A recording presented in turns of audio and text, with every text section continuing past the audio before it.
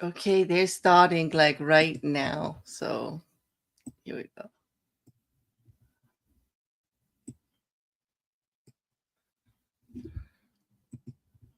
Good morning, everyone.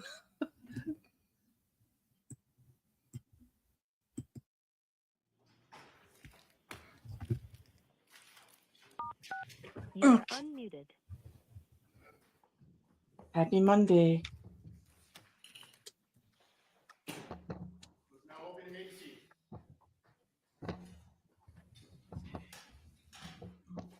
All right, good morning.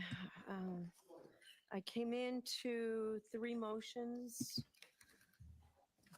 that I did not have when I checked email before coming to court today. So I'll hear you quickly on these. I've had a chance to read them. So, Mr. Brennan, I'll hear you. And, let's today focus on the Bowden ones. We can focus on the other one later. My motion memorandum on Bowden just iterates my objections continuously at sidebar that not all evidence is admissible, characterization of evidence is not admissible, and the defense should have the ability and intention to follow up with substantive proof if they're going to ask a question. It's not limitless. Bowden is wide parameters to ask the investigator about their state of mind, about the scope of the investigation, but it has boundaries of reasonableness. And my earlier objections about offering information that go in beyond Bowden, delve into third-party, inadmissible evidence, those objections are what compel me to draft this motion. And I can continue and will continue to object during the case, but once the questions are asked, if they're improper, the jury hears them, it inflames the jury. And without a basis and an intention to follow it up with substantive proof, the question should not be asked. So the one point I want you to focus on, Mr. Brennan, is the specific evidence regarding materials that Sgt Bukhenik has not been able to look at. You want me to? Is that something we can do here in open court, or based on the protective orders, that's something that should be done at sidebar? Sidebar. All right, why don't you come up, Mr. Jackson? Okay. Okay, so let's start. Now, is that like a start with the sidebar if they actually let somebody speak for 2 minutes before? Because we started at 1:45 and then at 3:44 we've got a sidebar. I'm not sure. But welcome everyone. And just getting things up. I'll have the bingo link up in a second. I'm just getting things together. I am running a little bit behind today. Of course, they gave us extra time. So what happens? Yeah. I actually misread my clock. I thought it was only a little after 9. And then I heard them and I was like, uh-oh. At first I thought they were early. Then I looked and all of a sudden it was a little after 10. It's Monday. You know how that goes. Well, there's a lot going on for today. Here it is. Get that link.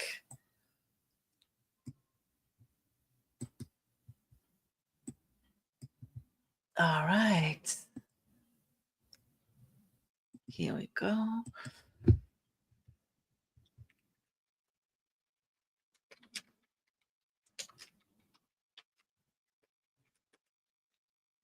Post for both sides.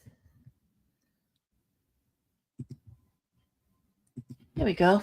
And I just need now to get the Twitch chat up and we are all set. Thank you very much for manning the Twitch area over there. Shill, I appreciate it. Let me just pop that chat out just in case anything needs to be taken care of. So how was everybody's weekend? I hope your Mondays are starting a little bit better than the rough that mine just did, but it was exciting. I'm not actually complaining. I am glad that they started so quick, although I'm not so glad that it's a sidebar right away.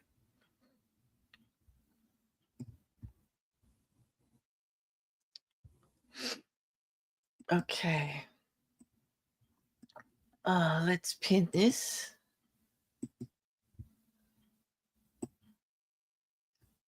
Morning, book lover.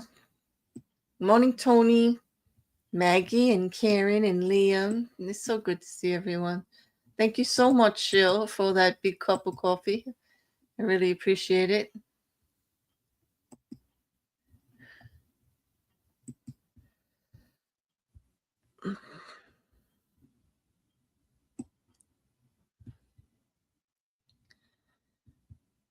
Morning, Couch. How are you doing? I hope you're doing well. I hope everyone's doing well. Monday, right?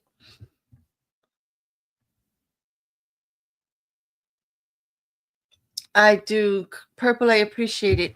Twitch is doing better. I think we're at 36. I think we only need 14 more. And the views are doing better, so I appreciate it if you leave that up. Thank you so much, Shill. We want to make that a little fancier over there with fancier emotes and be able to do polls and things like that. It's a new thing for me. I'm not very familiar. The only thing with Twitch that I know is I go to a couple of the channels that game or listen to music. Some of you know that I'm Wrecker's Mod, and he did music over there, and he does gaming. Last night he did science. We built an electric, one of the boards for university for his engineering class. It was very interesting. I'd never seen that done. Well, I feel like a pioneer over there at Twitch. I don't know anyone who's really doing true crime. They don't have a section for it or anything. So I feel like an explorer, a great explorer and adventurer, foraging my way through new terrain. Only it's a social platform. It's a very long sidebar, but basically, I did believe that they would be thinking about it over the weekend, and I did expect that there was going to be some motions this morning, especially in light of the testimony and where Alan Jackson is going, trying to use Sergeant Bukhenik to get everything in he possibly can for third culprit, things that he doesn't even know about or anything in the we've heard. Um, these text messages came out of the blue, the ones between Karen and Higgin. We all knew about them. We did not know the defense was going to be having Sergeant Bukhenik read them for them.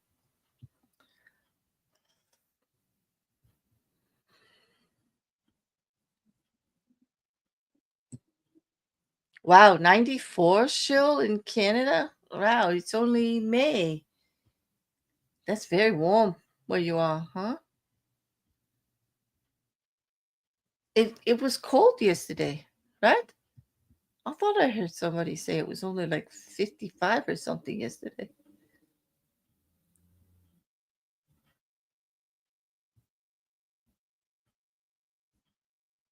Mm. It's raining for you in Canada there? Okay. Mm. I do appreciate your help there, Rocket Couch, with your experience with someone who's actually got to affiliate. So that's cool.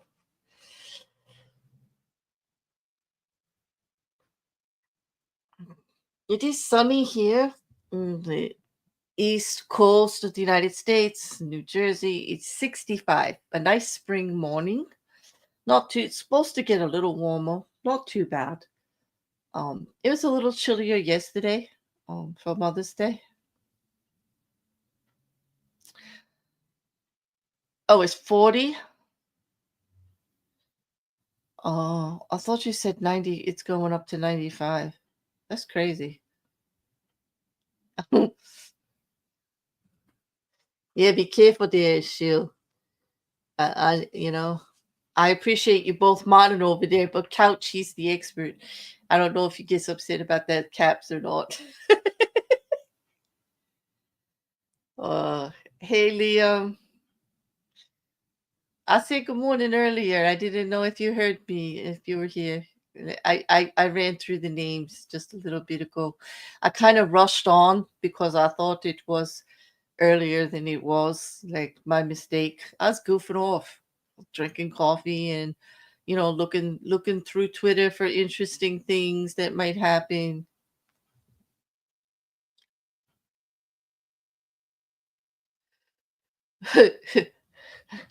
Good news for those of you that like to talk with caps. Couch is calling amnesty in Twitch for caps. Ah! Oh, I wonder if that's going to get us some more follows over there, Couch. Or some more activity. That'd be interesting.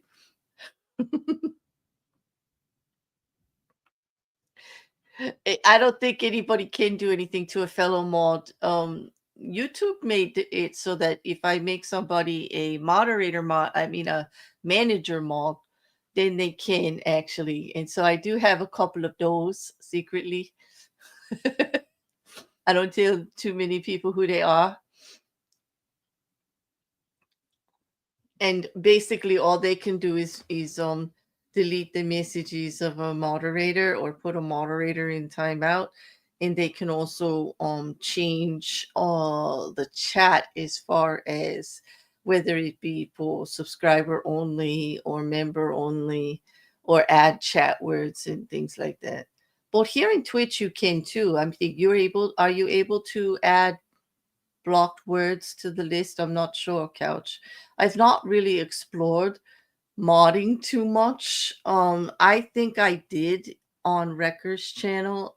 I think I was able to add to the block list myself as a moderator. That's the I think I was able to do a poll or something over at Patrick's once too. I'm not sure. I mean, I was able to do something weird like that. I found it weird because you could do it for Twitch, but you can't in YouTube.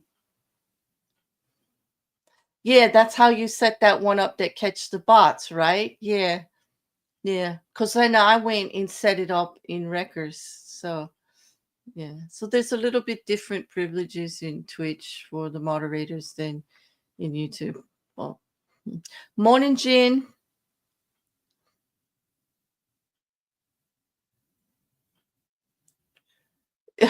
Wait till he gets enough people. All right, they're already calling on you. Liam says, I think, yeah.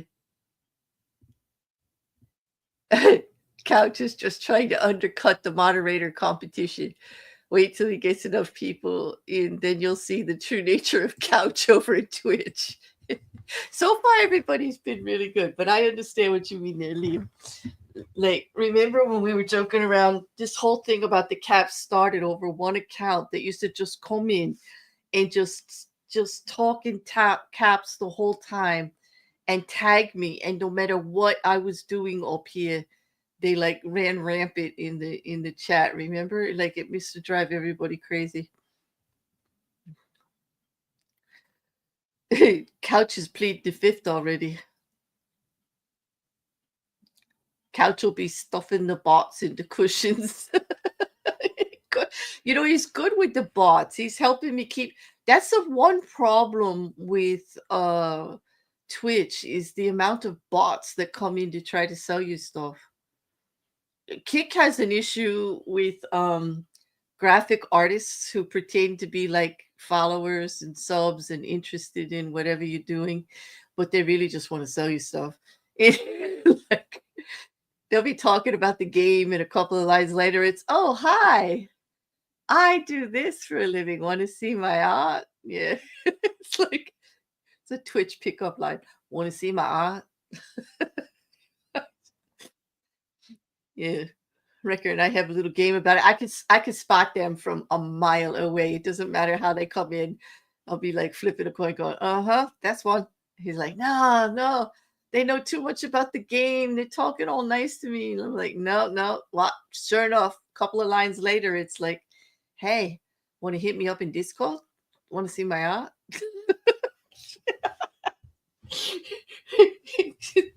It's so ridiculous. I don't get that though so far. I guess you have to be like higher up. Like you gotta, or you gotta be gaming, you know.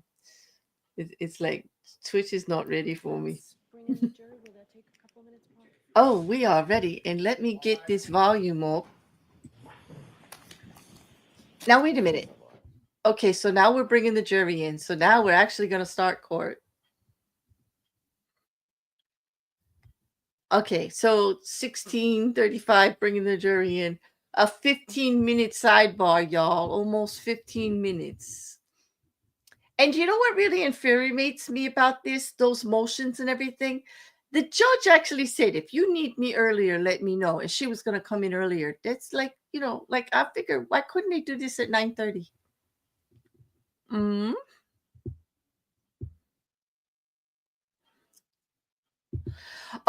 Jin, over at Twitch, you get these bots that would sell views. Yeah, yeah.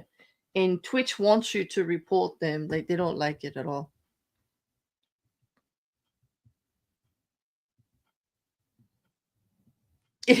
Exactly, Tony. It's kind of like it makes a change from the come up to my room and see my etchings. Except for like they're really not making a pass at them. Like they just want to sell them the art, like which is funny.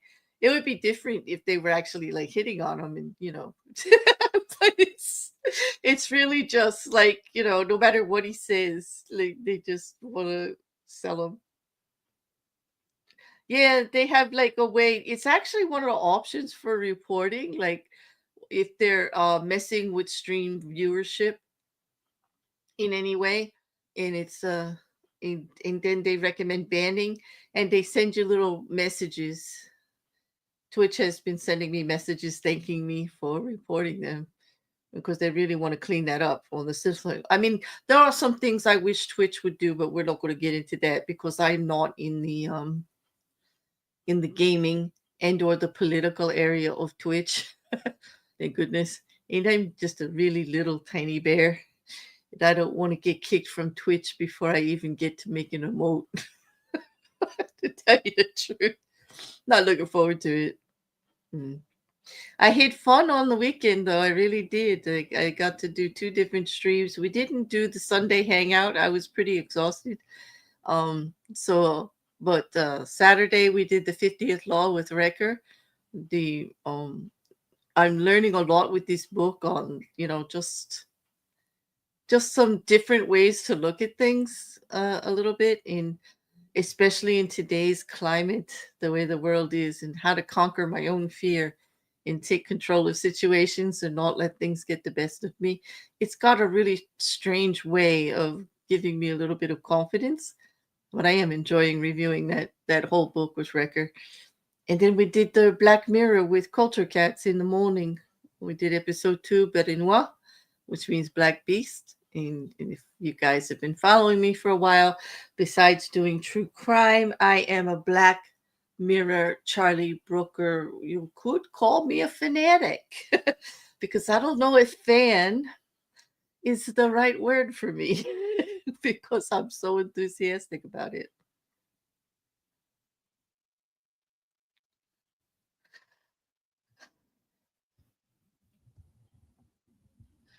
That's it. Liam says, I could get you more views if you let me redesign your whole channel. How much? Oh, I don't need no money. I just need the exposure. Oh, so when you redesigned your own channel, it didn't work? Exactly. If you're so good, why aren't you bigger? Exactly. Oh, you got their number, Liam. Yeah.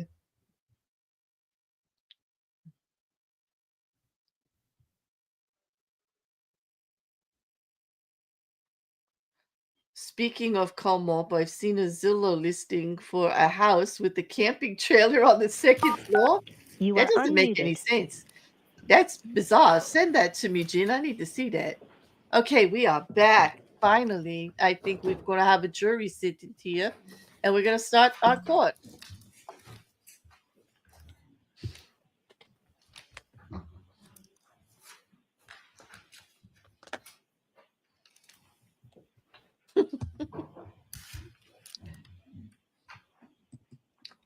Oh, and I found out about all that coughing. Yay. All persons have any business before the Honorable Beverly Cannone.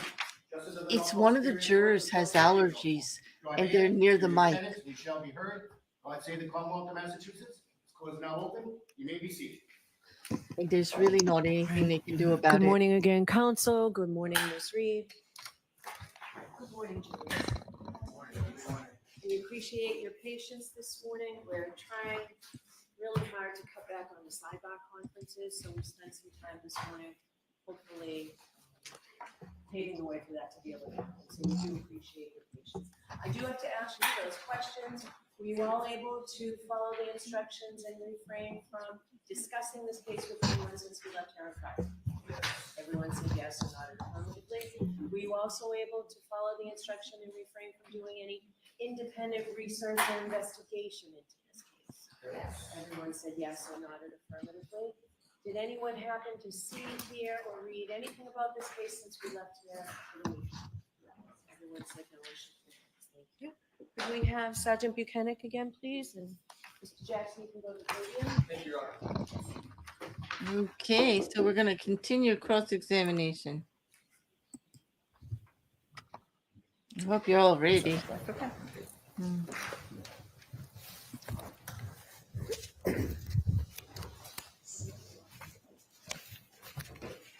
Sergeant, I'll remind you, you're on the way. Thank you. Good morning.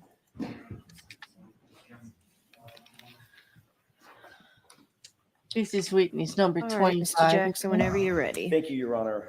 Good morning, Sergeant. Good morning. I'd like to ask you, just to start off with,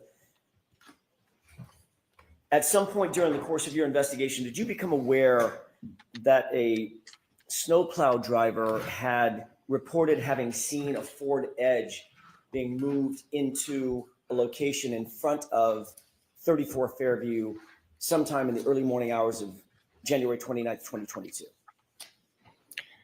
We learned about a plow truck driver. I don't believe his recollection was as you described, though. Do you remember him mentioning a Ford Edge? Yes. Okay. And do you remember him saying that the Ford Edge had been moved? He had passed by, it wasn't there. At some point, he passed by again, and it was there, impeding his plow route. Yes. Okay. What is your best memory about when he said he believed the Ford Edge? Sorry, I guess a better way to put it is, when did he say he first saw the Ford Edge in place in front of 34 Fairview? I don't remember exactly. I know it was during the middle of the night. My not adopting your narrative was the fact that he saw it being moved there. Understood. I figured that. I clocked that as soon as I said it. He didn't see it moved. He saw it. He saw 34 Fairview without it there. Then about an hour later, it was there. I believe so, yes. Okay. Would about 3:30 in the morning sound right to you in terms of what he reported, in terms of the time that he saw it there?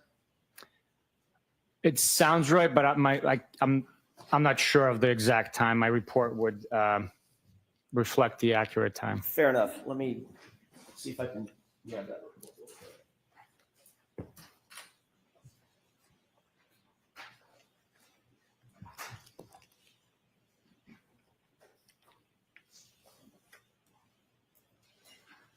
Let me ask this. Well, it's a very lengthy report. Instead of making you sit there and wait, let me just ask this. Do you remember him saying that he had first plowed the area free of the Ford Edge? In other words, first passed in front of 34 Fairview around 2:30 in the morning? Does that sound right? I believe his dispatch time for the plowing of the roads that evening was 2:30, but I would have to look at my report. That's fine. And then it was sometime subsequent there too that he saw the Ford Edge in place, maybe an hour later. Sounds about right again. Okay. Did you take any investigative steps when you learned about this snowplow driver to determine who, if anyone, might have owned a Ford Edge associated with 34 Fairview?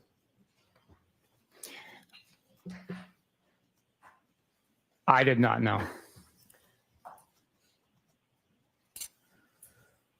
Did your investigation ever reveal that the Albert family actually had a Ford Edge at the time? Yes.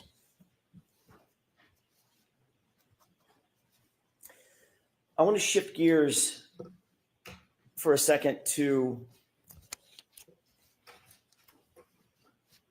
One Meadows, if I could, and ring video evidence associated with One Meadows.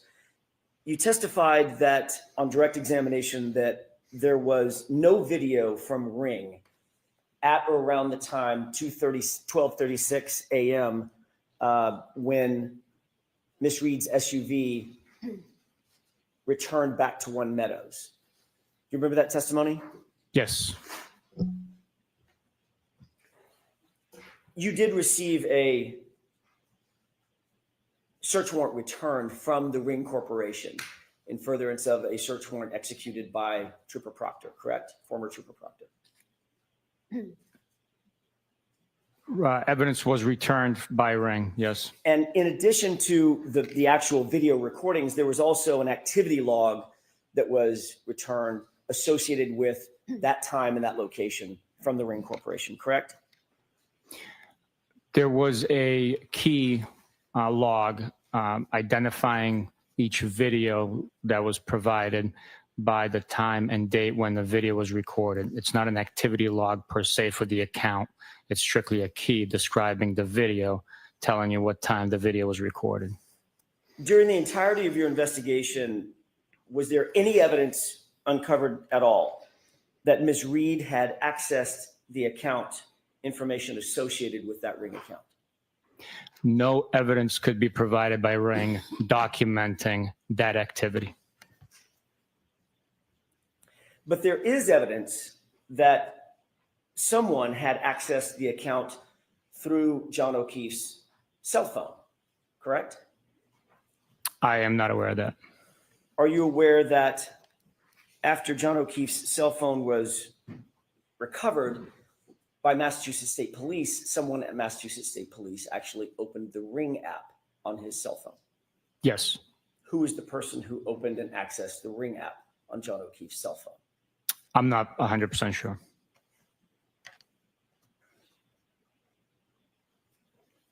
I have just a moment, Your Honor. Yes.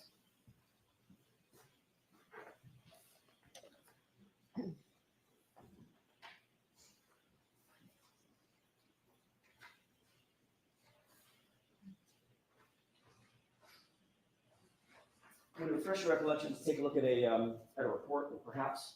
Yes. May I approach? Yes.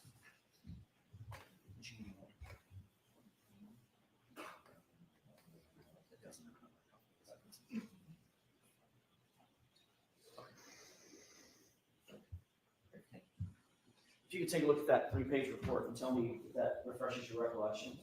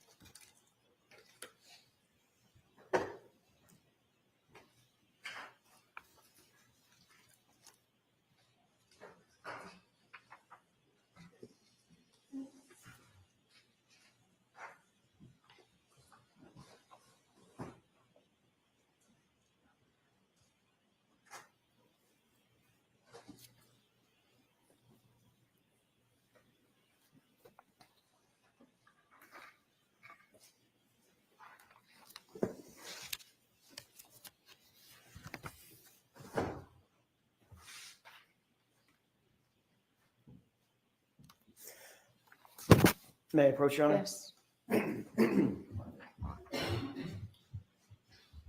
Sergeant, having looked at this report, does that refresh your recollection as to who may have accessed that ring app? Yes, that report is authored by Michael Proctor, and it says that investigators accessed the ring application. Thank you. I want to show you one other document, if I could.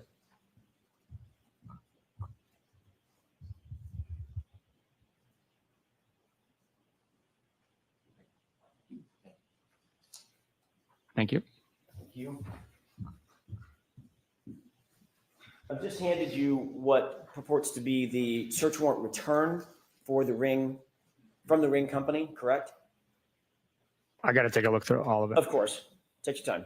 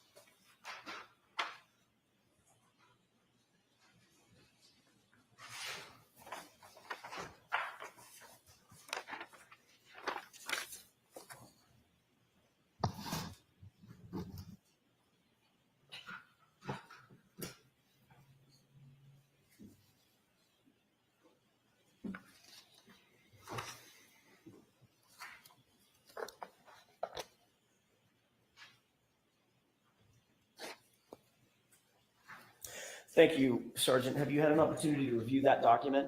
I have. Does it indicate that in addition to several other files, there is a login session report that was produced by the Ring Corporation as well? It's highlighted on that page. Number 4 is highlighted with one Excel file containing login session information. Thank you. May I approach? Yes. Thank you. And again, just to make sure I'm very clear about this, nothing from the Ring Corporation suggested or intimated that Ms. Reed actually accessed any of that Ring account information, correct? The information provided did not indicate that, no. Thank you.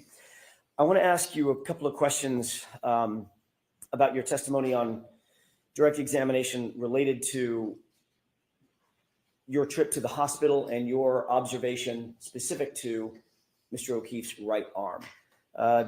You indicated that you saw bruising on his right arm in addition to the abrasions, the parallel abrasions that you described, correct? I believe bruising is very similar to abrasion. Okay, that's my question. Can Okay. we, Your Honor, with the court's permission, can we show Exhibit 1? It's already been introduced. Is this a fair and accurate depiction of what you saw in terms of the condition of Mr. O'Keefe's arm while at the hospital, if not exactly like this? Yes, it is. Okay. What did you mean when you said you saw bruising on his arm? What were you talking about? I actually indicated bruising on his right hand, the back of his right hand. Okay, that fair enough. From his wrist, when I say arm, can we agree, at least for this purpose for the purposes of this discussion, that I mean from the wrist up to the shoulder? Mhm. Did you see any bruising from the wrist to his shoulder? I saw exactly what's depicted there with the abrasions and lacerations. Okay. You know what lividity is, correct? I do. Okay. Describe for the jurors what lividity is. Lividity is the pooling of blood inside the body as a deceased individual falls or is positioned naturally with gravity. Blood begins to settle in the lowest portions of the body. If you're laying face down, it'd be your face. It also contours to the imprint or the force that's exerted on the body from below. If someone's deceased on TV remote control, you can see the remote control, the buttons underneath from the pressure. So it's a bluish, purplish discoloration of the skin, not from an impact, but from the pooling of blood after the heart stops, correct? That's correct. Do you see an area at the upper arm that the skin looks discolored in addition to the abrasions that we see? I'm sorry, I was looking at that one. Oh, sure. I'm sorry. Yes. Right up toward the upper biceps, triceps area. I see that area, yes. Okay. Is that consistent with lividity rather than bruising? I would not agree with that, no. You believe that that's a bruise? I believe that that's a laceration. I'm sorry. I'm talking about the discoloration of the skin, the reddish purplish hue of the skin, separate and apart from the abrasion, from the abrasions or lacerations to the skin. The discoloration. Do you see that discoloration or no? I do not know. You do not? I do not know. Okay, we can take that down. As you sit here today, you're not suggesting that you saw bruising from the wrist to the shoulder on John O'Keefe's arm. Nothing that stood out to me. Okay. I observed lacerations and abrasions. All right, thank you.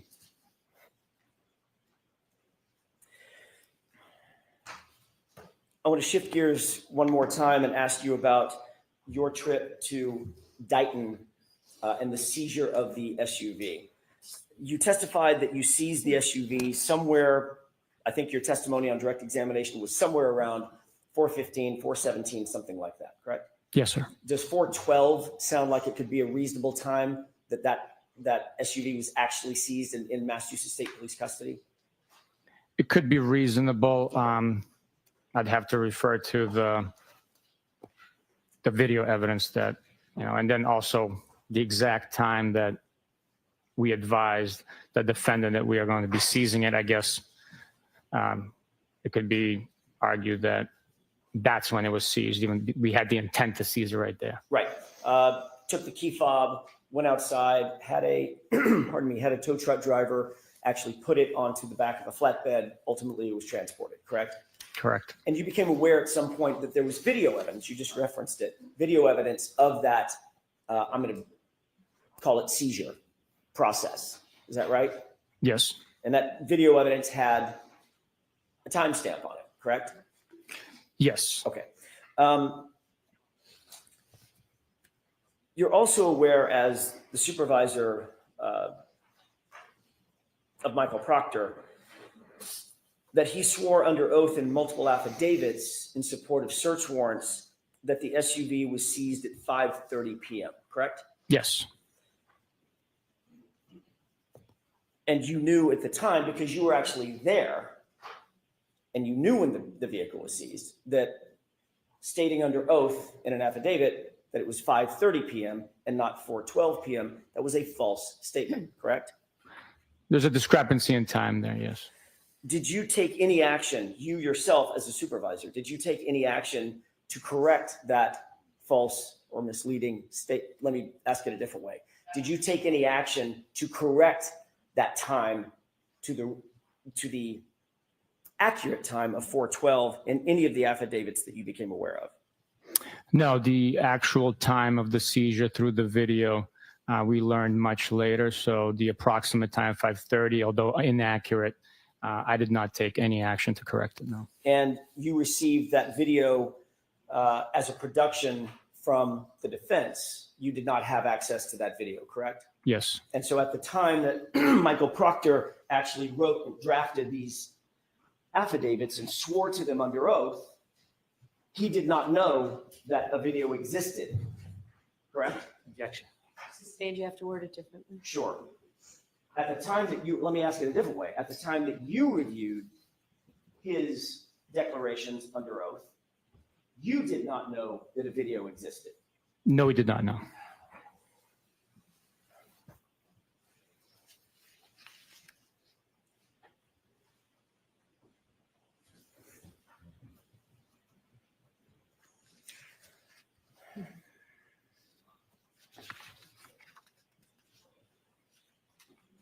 If I may have just a moment, Your Honor. Sure.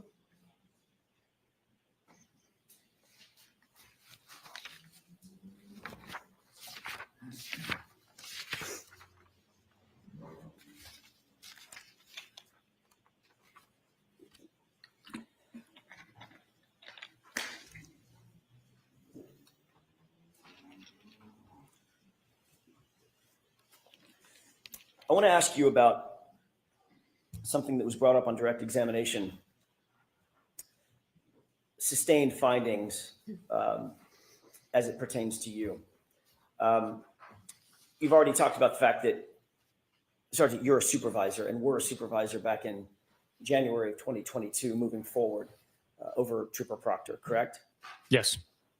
Generally speaking, as a supervisor, your job is to properly and professionally supervise, show some authority over those in your charge. Is that right? Yes. Michael Proctor was in fact a trooper in your charge. Yes. And you would agree that your supervision has a direct impact on the character and quality of the subordinate investigators that you supervise. Yes. The whole point of having supervision and a chain of command is to establish a certain amount of, for lack of a better phrase, quality control of the subordinates. Yes. That would also include quality control over the subordinates' investigations. Yes.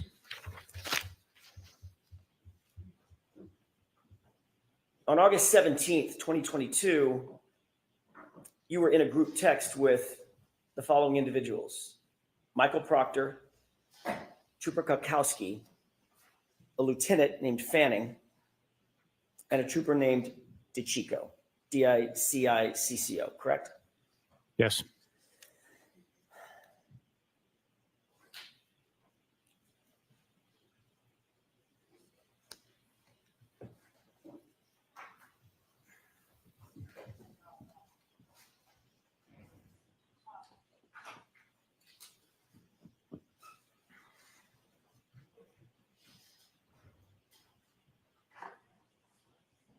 May I approach, Your Honor? Yes.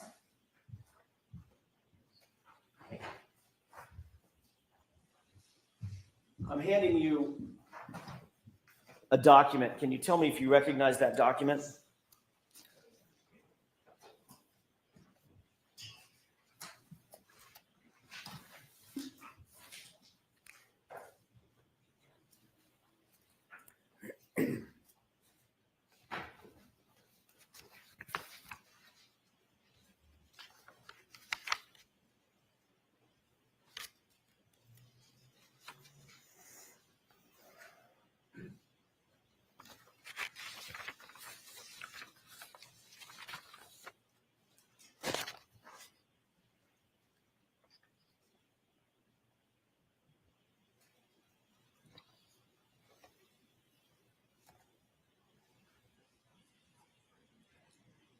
I recognize parts of it.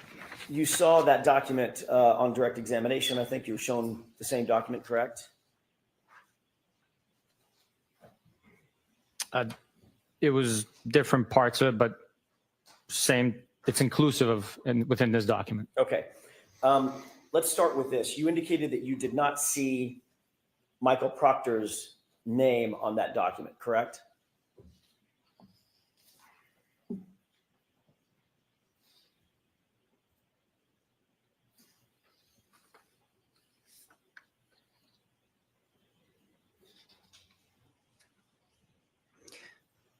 Correct. His name is not on here. But you do recognize that as being reflective, accurately reflective of the text chain that you were on August 17th, 2022, that group chat. Yes, sir. I'm going to do this a little bit backward, but bear with me. You do see the name Kukowski, correct? I do. You do see the name Fanning, correct? I do. You do see the name DiCicco, correct? I do. And you do see the name Beukhenik, correct? No, it's misspelled, but I know they're probably referencing me. Okay. The only other text or person texting on that chain is a code, a lengthy, almost like a URL code with no name, correct?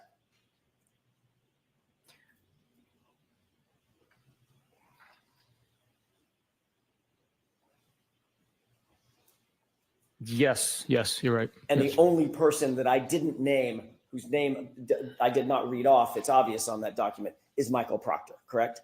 Correct. So deductive reasoning tells you that that is the code is Michael Proctor. Is that right? I would agree with you, yes. Okay. In that text chain, it starts with Trooper DeChico sending a photograph, correct? No. May I approach? Yes.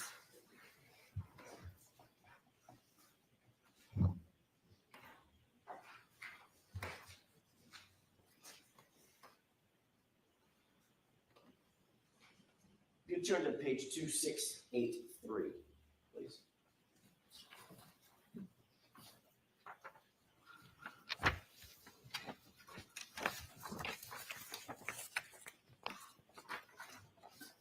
Do you see a photograph there? Yes, I do. Okay. Fair enough. There were some texts between and among the group that preceded this photograph, correct? Yes. I want to start on this date, August 17, 2022, with this photograph. This photograph was sent by Trooper DeChico to the group, correct?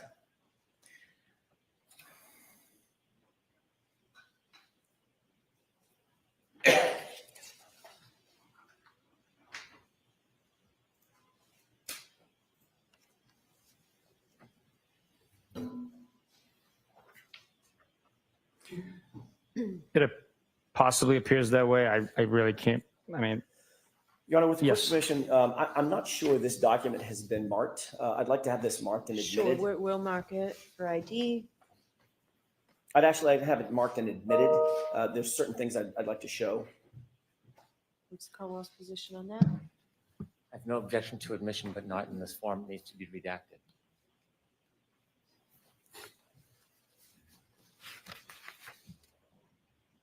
Can you do it? What I intend to do, I can do with one photograph.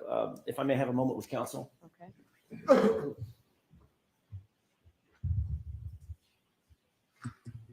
Why does he always seem so unprepared? Like if he knows what he's gonna do, he had all weekend. Like, what is this? They gotta spend less time going out eating and drinking together and more time working on trial prep.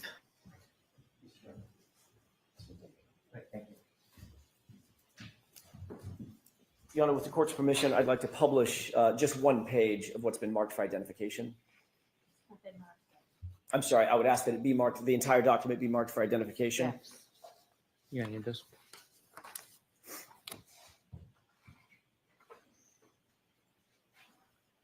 It's exhibit FF for ID. And with the court's permission, I would ask to display or to publish page 2683 of that document. So are you admitting into evidence, page 263? I would. Do you just- have a separate one rather than tearing it out of what's been marked for I can- identification? I can take it out of this copy.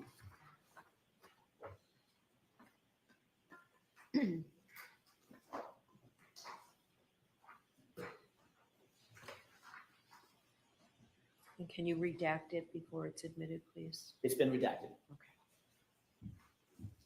Exhibit 116.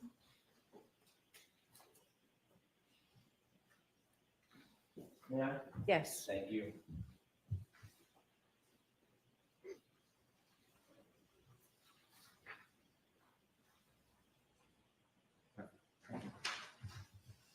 Just so we're talking about the same thing, Sergeant, I've just handed you a page that's been marked Exhibit 116. Do you recognize that as being a copy of one of the multiple pages in the document that you're holding that's been marked for identification as FF?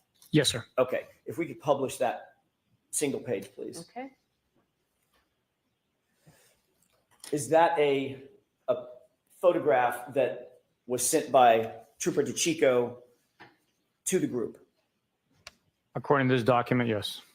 Who is depicted in that photograph? The big story, Mr. David Yannetti, criminal defense attorney. Do you see that person in court? Yes, I do. Where is he seated and what is he wearing? He's seated right there wearing a blue tie and a dark suit, white shirt. Thank you. We could bring the lights up, Your Honor. Okay. In response to, and going back to the multi-page document FF, in response to Trooper DeChico's photograph that he sent to the group? You responded to that photograph, did you not?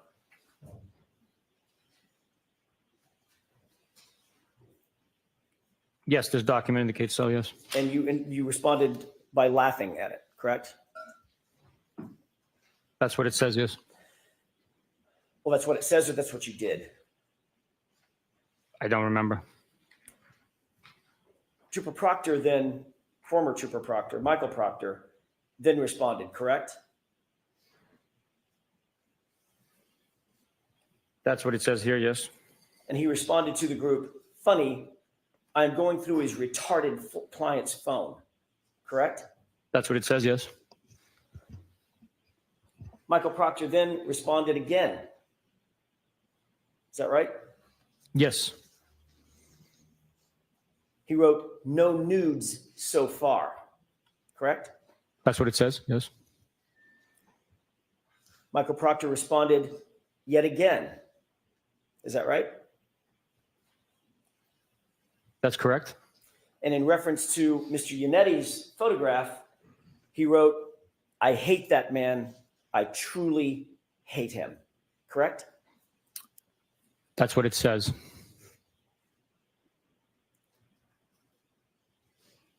There's a trooper by the name of Moore, M-O-O-R-E, correct? There is. And he disliked Trooper Proctor's phrase, his statement, no nudes so far, correct? That's what it says. Did that indicate to you that Moore was disappointed that Trooper Proctor, Michael Proctor, had not found naked pictures of Miss Reed as yet? I don't know what that indicated for Mr. Moore. And then you responded to the phrase, funny, I'm going through his retarded client's phone, correct? I acknowledged that text message being sent. You acknowledged it by liking it, correct? With a thumbs up. I acknowledged it by responding with a thumbs up emoji. The fact is, Trooper Proctor told you, his supervisor, in this series of text messages, that he was going through Miss Reed's phone. Is that right? Correct. And he also informed you, his supervisor, that he was going through her phone looking for nudes or naked pictures of her on her phone, correct? He did not tell me that he was going through naked pictures, for naked pictures through the phone. He wrote, no nudes so far, right? That is what is written, yes. What did you think he was looking for when he wrote that phrase? I don't know what he was looking for. What would be a reasonable interpretation of what Michael Proctor was looking for when he wrote, no nudes so far?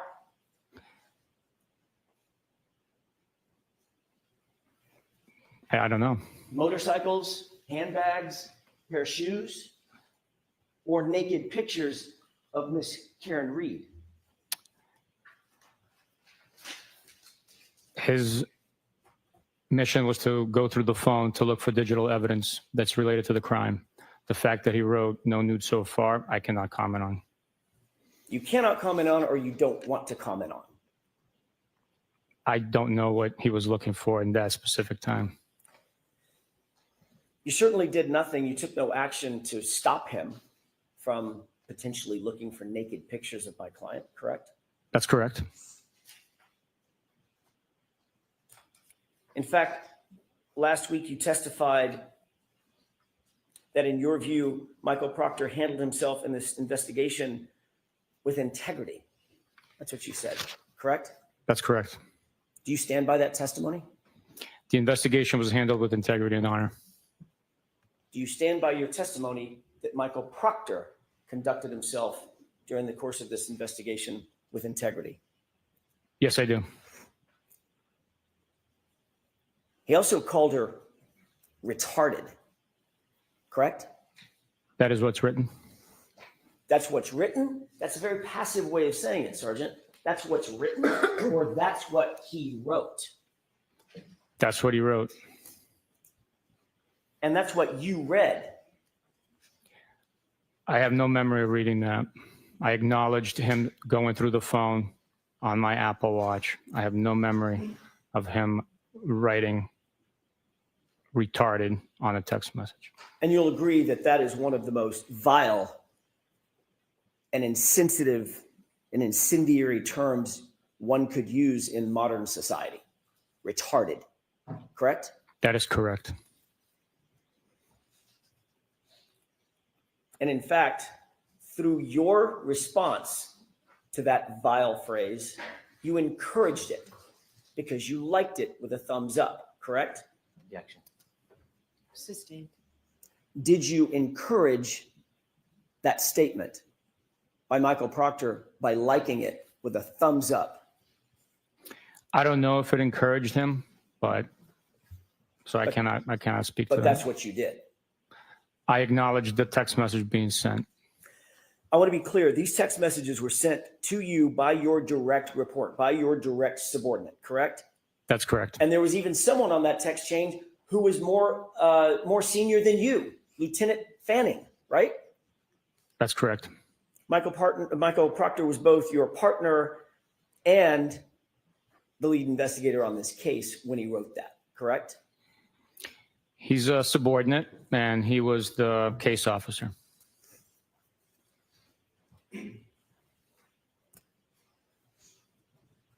This thread, text thread, contains communications between a subordinate, the person you call the case officer. By the way, let me ask you another question.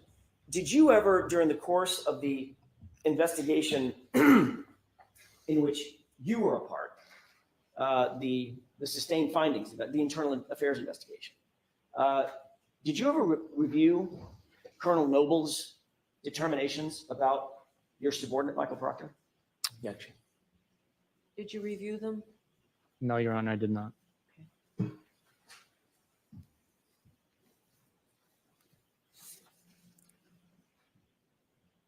What would Colonel Noble call Michael Proctor's title in this case? You think he'd call him the case officer or the lead investigator? What is your experience with Massachusetts State Police in that regard? Objection. Sustained.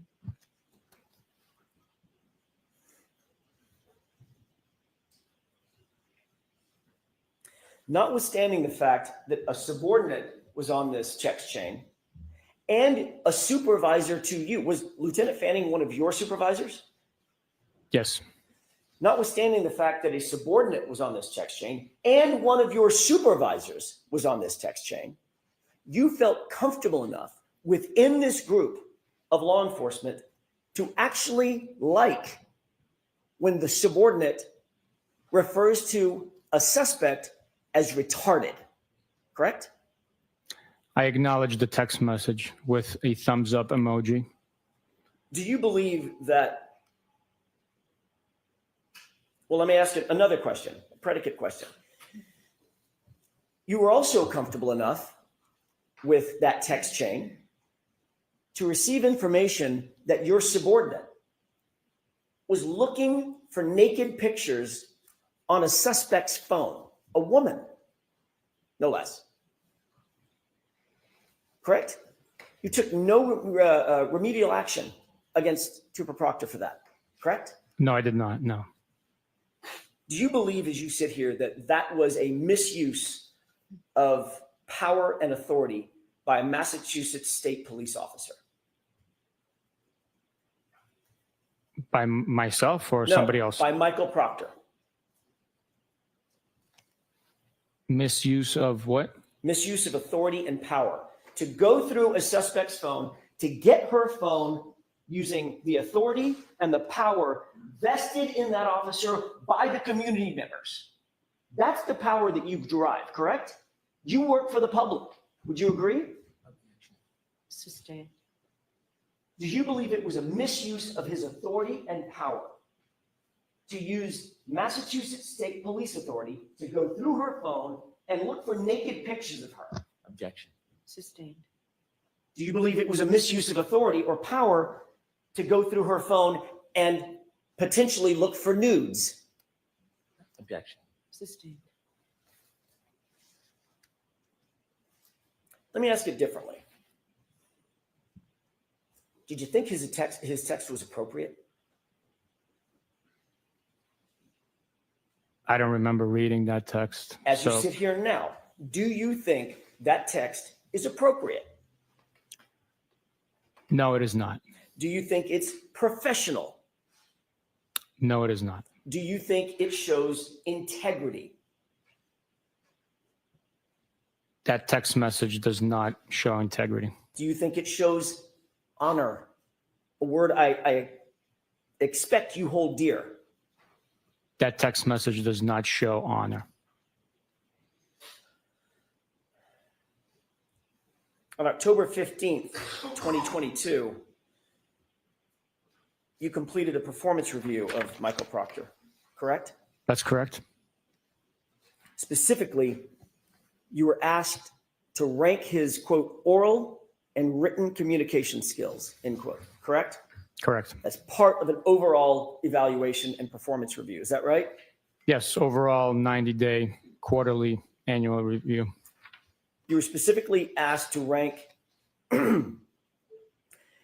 whether he effectively would whether members, your subordinates, would effectively communicate with others, both within and outside the department, in oral and written form, correct? That's correct. And you rated him as exceptional, a number 4 rating out of 5, correct? That's correct.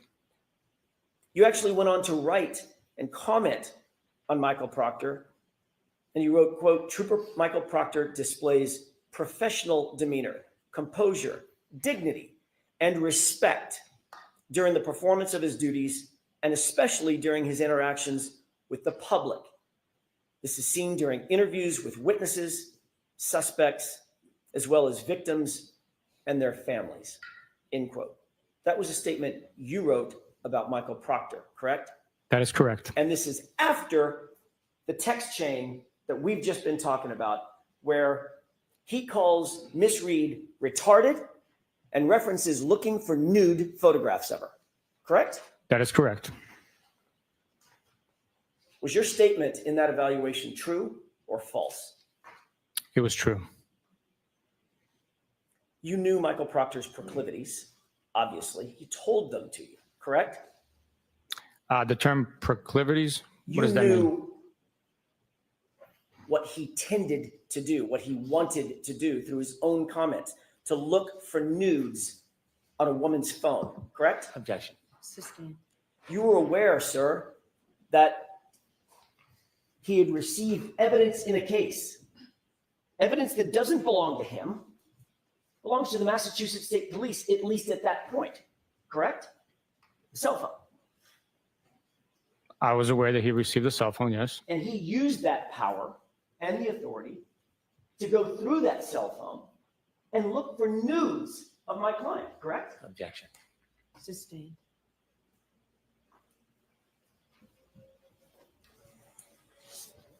During the same course of your evaluation, you were also asked to evaluate his investigative ability, correct? That's correct. You rated him the highest standard in the Massachusetts State Police, outstanding, a 5, correct? That's correct. And you went on to write about Michael Proctor in the commentary below that rating to justify it. Is that right? That is accurate, yes. You wrote, quote, Trooper Proctor has had a high-profile caseload with a lot of eye and pressure from external sources during the first day of the investigation. He handled himself and all the case with utmost professionalism and competence.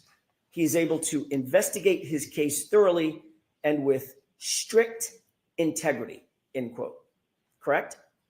Which quarterly review was this? This is the same one, October 2022. Is that right? Those are your comments. That sounds very accurate. I just was not sure which quarterly review that was for. Professionalism, Yes. You believe that he acted in accordance with the highest standards of professionalism? During his 90-day performance, yes. And you didn't just say he displayed professionalism, you said utmost professionalism, correct? Yes. Competence? Do you Yep. believe he displayed competence? Yes.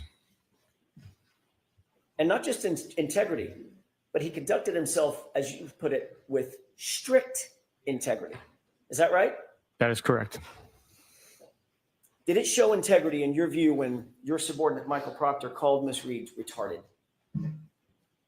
Objection. I'll allow that one.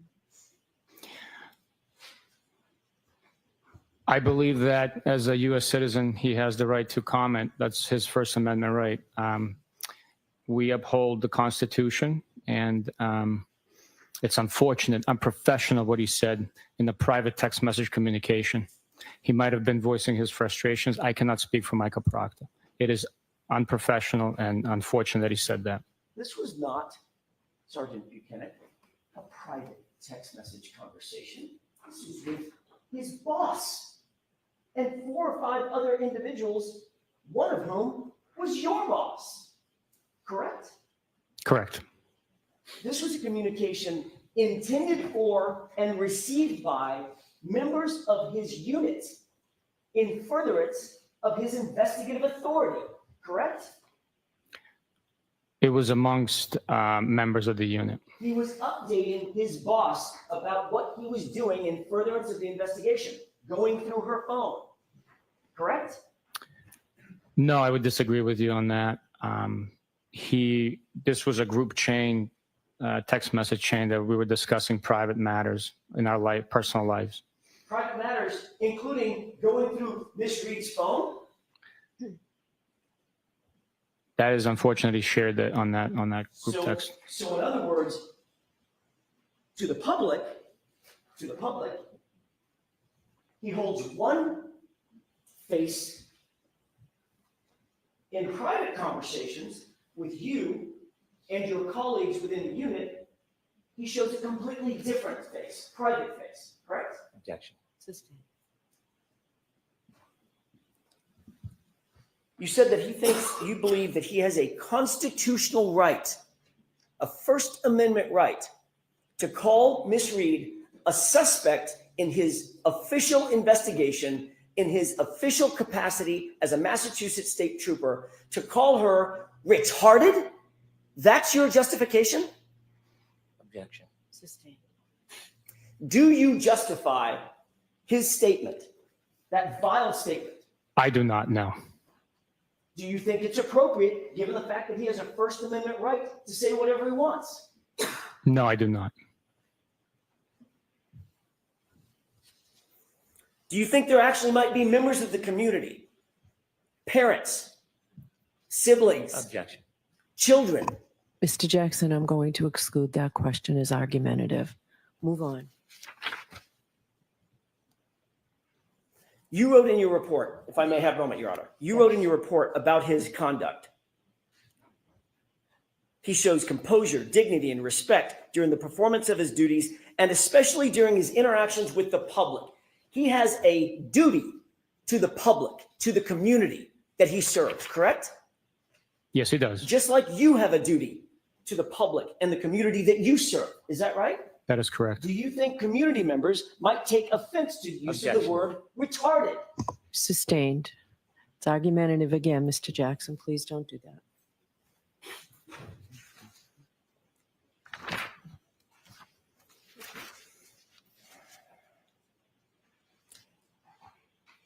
He didn't just put it, that derogatory comment. He didn't just put it, or he didn't just say it, correct? You talked about the First Amendment.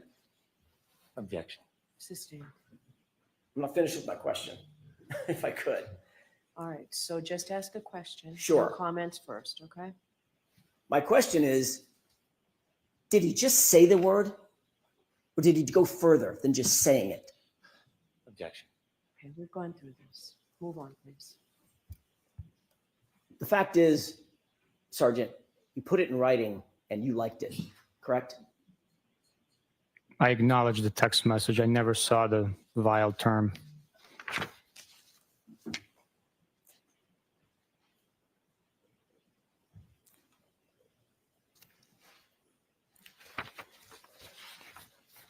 Your Honor, may we approach it just very briefly for a scheduling issue?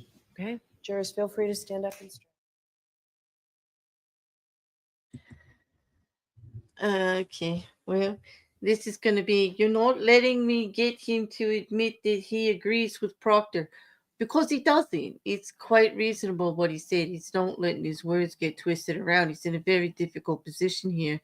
A subordinate under him did something horrible, aggressive, hey, we've heard and seen worse as far as locker room conversation, this and that, and it just gets swept under the bridge. But this is for the defense. This is actually a good bone of contention they should be putting in front of the jury. Proctor did act inappropriately.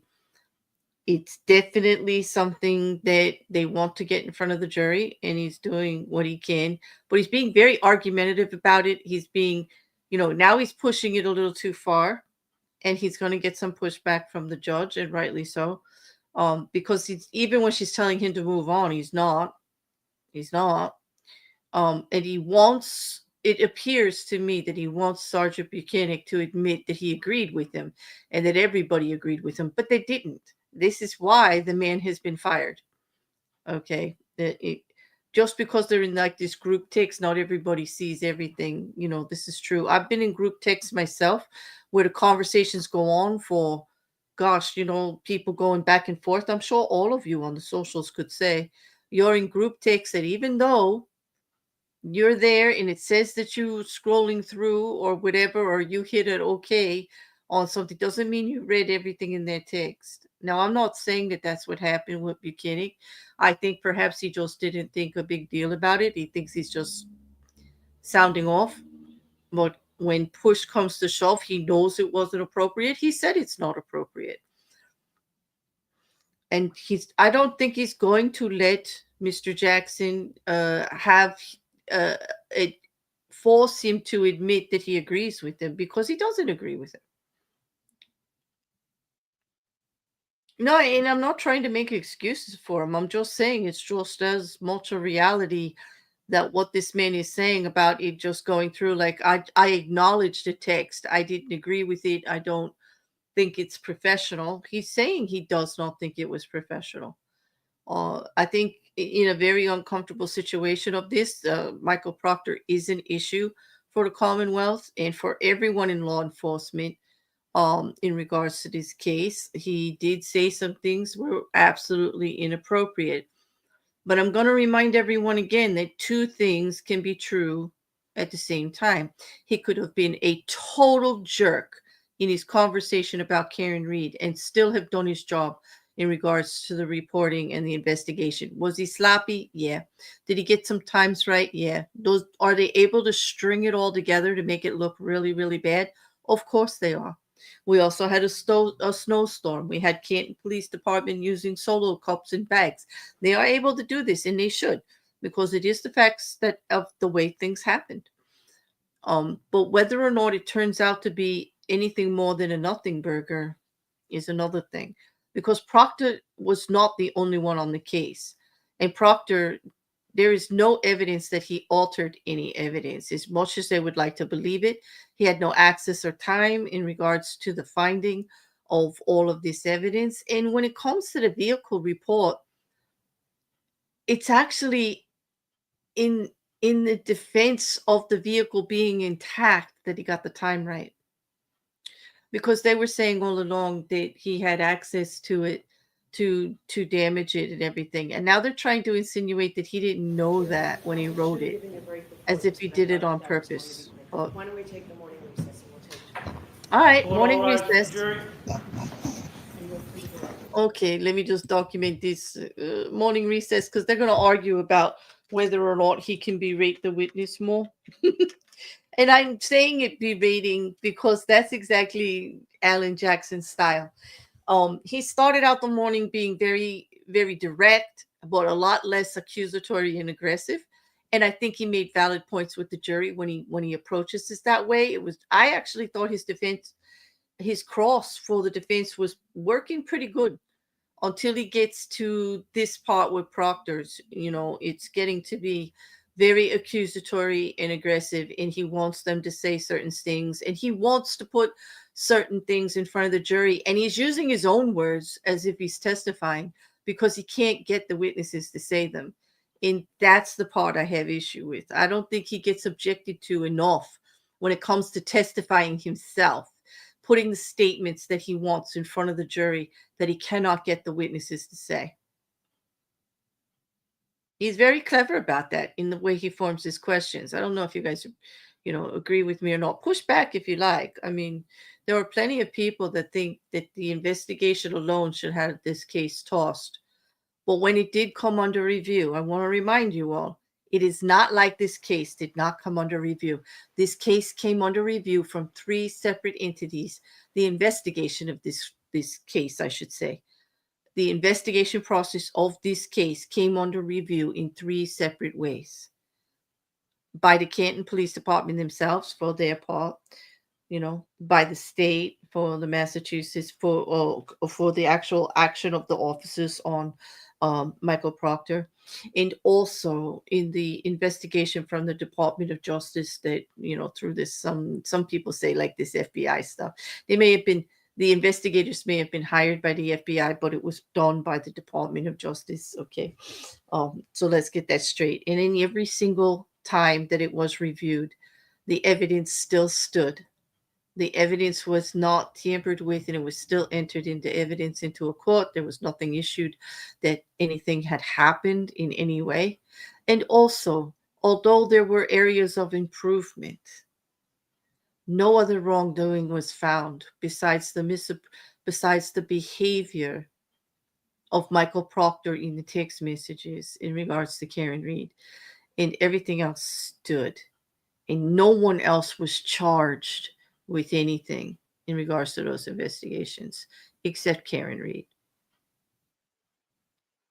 Because I assure you, if it was, we wouldn't be here. When they say that the evidence was tampered with and that the evidence doesn't stand up, if that is actually true, I hope the jury is actually smart enough to know that if what the defense is saying is actually true, then their motions pre-trial would have precluded them from ever seeing it. And that's a fact. These are not dumb lawyers. We would not be seeing the evidence in court if it happened the way they say. It's a story. It is reasonable doubt, though. When people come in and say they're doing a good job doing reasonable doubt, there's no way you can test that. Alan Jackson is doing a fairly decent job of putting it out there that there's plenty of doubt in this case. We've said that from the start, although the evidence does clearly state to me that this incident did occur, that Johnokeefe was hit by the Lexus.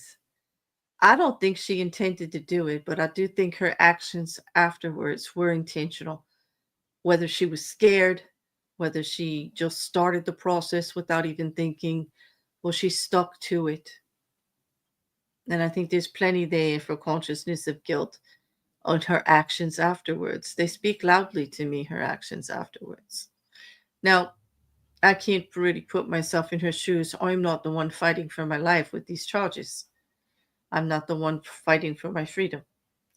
Perhaps if I was, my attitude would be a little bit different and I'd be a little more aggressive like she is about it. But there's just too much there. There's just too much there. I think it speaks loudly that Alan Jackson wanted us to know that Michael Proctor offered the ring report because he's trying to discredit it before it gets into evidence, which means I think we're going to hear something there that we haven't heard before. I think it's going to be different. I actually think Hank Brennan is doing a fairly decent job in presenting the evidence in a different way and trying to deal with some of the awful things in the first trial, the missteps, the lack of things, the way things got tore up, the terrible parts of the investigation that happened, you know.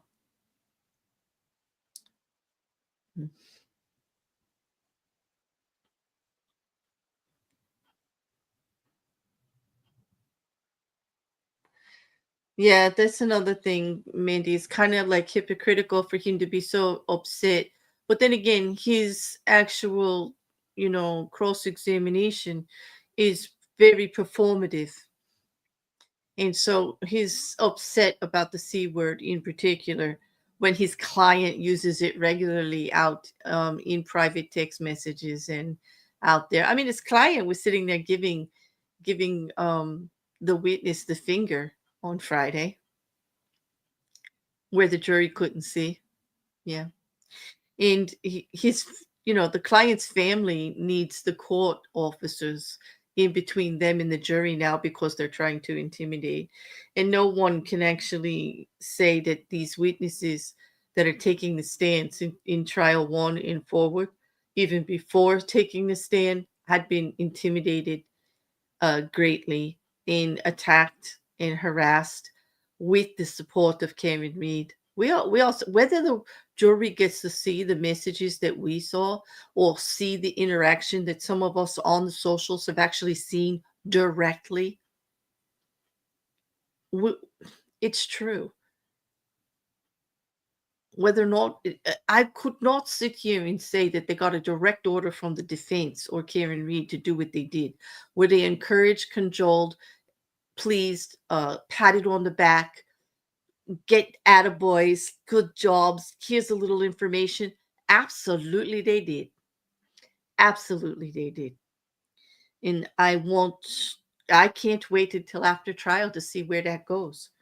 Because, I've seen text messages where grand jury information was leaked, where witnesses' personal information was leaked. That is only between the court officers. That's the attorneys and the client have privilege to that. And they were leaked to a YouTuber and another group of people. Absolutely ridiculous. Let me just see what it is there, Mandy. I'm not sure what you got there.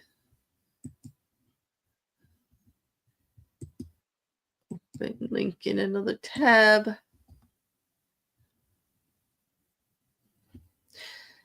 Yes, Mandy, it's all in the library.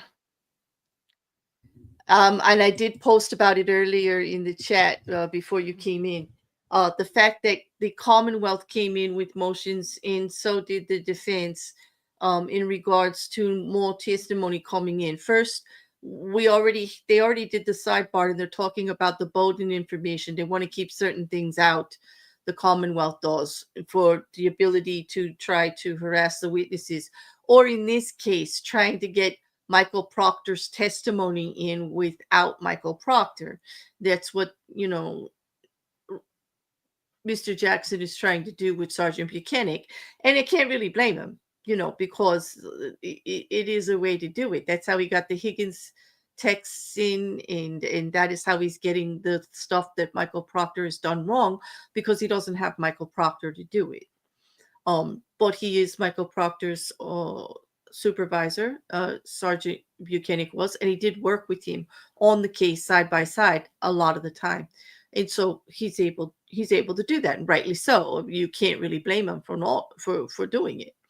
But now, because they opened the door with the Higgins texts and the relationship between Karen and Higgins,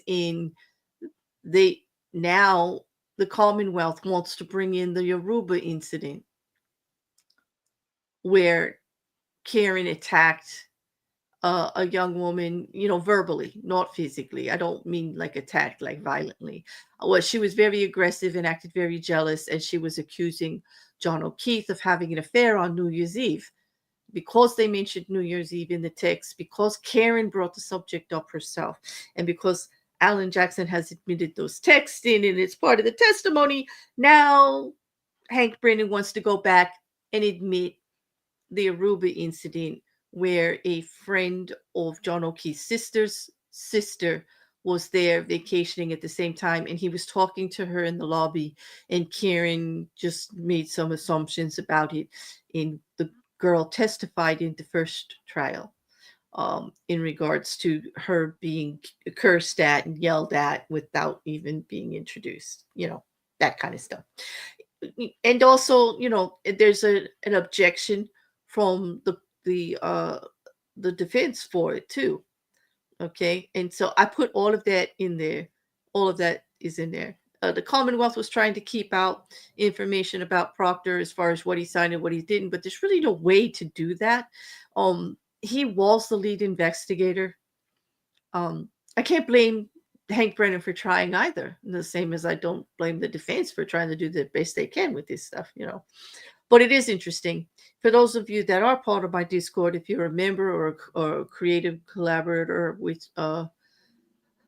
me, I keep all the documents there. They are not a Google link, so I was not able to post it for the chat. My apologies, but they are actually it's photo page documents. I don't have link to PDFs to the Commonwealth, to Massachusetts records for criminal. They're a little harder to get a hold of, so we do have to depend on sharing it with other YouTubers and with other Discords that actually collect the information, through funds, through their channels, or through connections. But it is available there. If I do get it together, there is a way. I have learned a way recently of turning images into PDFs and creating free files. And since this just happened this morning that we got access, perhaps during lunch I'll be able to do that and then share those documents with you all in the chat later, with a shareable Google link of some type. I'll work on it for you. Yeah. It's not like print to PDF. It's just like there's a free program that I saw where I can actually just put all the images in, and it just makes page numbers and just does the whole thing for me. Because they're all each image is separate. Couch. I know how to do print to PDF for any document that I have, but when it's individual photos of the document pages, that's different. And that's what these are. These are captures of each page. And so, like, if you look in my Discord, like for one, there'll be 8 separate photos for the 8 pages. Yeah. To pull them all into one PDF like that. If you know of another free program, let me know, because the one I have, it only lets you do it once or twice, and then it's like, okay, you got to pay for this now. And so I have to keep finding new versions. No, I appreciate you being on top of it, Mandy. You see something and you tell me, and I really like that. So no, I'm really glad that you posted the X link for me to check, because the way things happened this morning, there was a pretty good chance I would have missed it. Barely got here on time. I was thinking it was only 9 o'clock when they started. Like, I was just goofing off, just drinking coffee and reading X and Facebook and looking for things to talk about this morning. And also, re-going over my notes to try to figure out, last week there was so much, and Friday was rather relentless in the afternoon with Alan Jackson, just, going on and on. I mean, he's still going, but I would say that he really has a point this morning. I mean, this is the key to his defense, is to prove how awful Proctor is and how he was allowed to be so awful.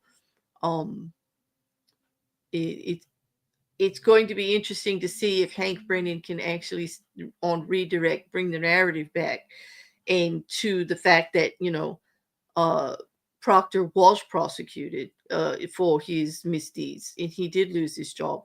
But it wasn't just for the text messages. It was more than likely through not being able to save his job, because I do believe the text messages would have got him a severe reprimand and maybe even a demotion, a sanction of some type, but I don't think he would have been fired for those text messages. Because with his union, he would have had a clear case, like Bukhenik said, for freedom of speech, and he was just talking out of turn and aggressive and wasn't unprofessional. Yes, it should be fired. Did he speak like that to the client? No. Did he speak like that to any of the other witnesses in the case? You know, he spoke to his peers. Unprofessional, and it shouldn't have happened. Please don't misinterpret this, that I think that what he did was dismissal, to be dismissed or disregarded in any way. It was clearly unprofessional, clearly unnecessary. He sabotaged his own work in the case. He really did a disservice to his job by doing that. He absolutely did. And that is my final word on it, regardless of how I feel about anything that Karen Reed has said to actual witnesses. I don't think he should have did it at all. But was it fireable in itself? I have my doubts because of unions and things and how they can get around with stuff like that. But when it came to drinking on the job and the fact that he was operating a police vehicle during his working shift, and alcohol was involved, that's a big no-no. And that is actually probably more than likely the main reason he was fired. Thank you very much, Couch, for taking a look into that for me. But like I'm saying, this is definitely one of the key issues that the defense has for reasonable doubt, because number one, it is a big offensive thing that everybody could say, oh, that is the wrong thing to do. That's just wrong. I'm shocked. Like, the jury could be shocked about it. They could be like, oh my God, that's the worst thing I've heard. Like, that should never happen. And it's all true. It also gives him the ability to doubt everything that Michael Proctor did. Look for every uncrossed T and every undotted I, and build a case of a really shoddy investigation and try to twist it into the fact that maybe Michael Proctor framed her. And if he just went with that angle, I would say he had a really good shot. But because they've thrown everything in here and tried to make it like 140 different people are all conspiring against Karen Reed, makes it a little harder. That's where I think they went wrong in this case. Instead of concentrating on more reasonable things for reasonable doubt to let the jury make up their mind, they're throwing so much at them that it's just like, it makes them feel it's a little ridiculous. And what I don't understand is why they continue to do that, even after they heard juries come out of the first trial saying, we didn't believe that stuff. It's all high in the sky pie. You're just being ridiculous about that. There was absolutely no evidence of what you were talking about. And several of the things that they used to try to tie that together, like the text at 2:27 in the morning, the Google search rather, that didn't happen. That was pretty much told them in the first trial. They knew it was going to be debunked. They knew all about Celebrite debunking and they still are going with it. Karen Reed, in her own interview coming out of court the other day, last week, actually said, that she knows that Jen did that at 2:27 because she didn't ask her to text at 6 in the morning. Well, it's not true. At least I can't really say for absolute certain it's not true about her asking her to do the Google search. But I do believe the expert witnesses in regards to when that text actually, when that Google search rather happened. It's evident to me by facts, science, and data that the tab was opened before she went to bed when she was doing other things at around 2:27 in the morning. But the actual search with the words happened and was initiated at 6 something in the morning, because there's enough data surrounding it to prove it. At 2:27, all there is the open browser. Period. You got a timestamp that says 2:27, and right next to it, you've got the WAL file that is just holding it there. You don't need to be an expert in text message technology to understand the data they laid out for us. I hope the jury caught all of that. And I just think it's not a good look when they walk away from information like that and still say, nope, it happened at 2:27. It just makes it look like, they're not dealing in reality a little bit there. I know they're doing their job. But I think there are big issues with this case that they could be focusing on to make more valid points. I think the rest of it comes off a bit petty. I do.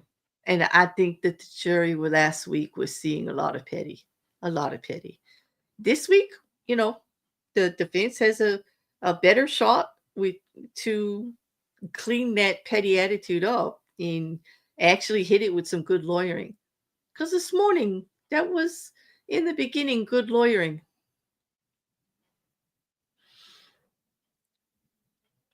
And then he got a little not. It's very creative how he gets his part of the testimony out there. And I mean him by Alan Jackson. He trying to get the witness to say what he wants. Well, he ends up getting it in front of the jury anyway. But it's not a good look to get your questions stricken. It's not a good look in front of the jury to be called argumentative. I'm just saying. This is a very long break. I forgot how long these are. Oh, that's what I wanted to do. Like Tony mentioned earlier about the behaviors panel. Was it Dr. G or the behaviors panel? Because there were two. And I'm going to put them both in here. I don't really subscribe very much to behavioral science as a science, okay? But it is interesting occasionally to look at it. I'm going to give you, let's see, this is Dr. G on Karen Reed when she reacting to the Jen McCabe interview, but it will at least give you his channel link also, so you could see some of the others he's done on her about other parts of the case. The other one I think was the behaviors. I'm just getting to that, Mandy. There's another short one I want to show you about things that she said, or at least give you the link to. I'm probably not going to play it. Yeah, profiling evil. I'm going to post that one too, Mandy. Right now, could one of the mods look for the behaviors panel body language check on Karen Reed for me, and I'll go get the other one?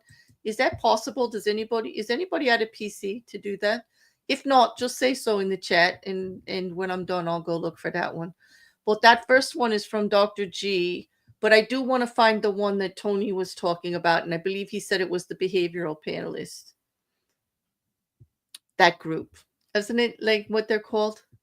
I think that's actually, it's like 4 guys. And then there's the profiling evil.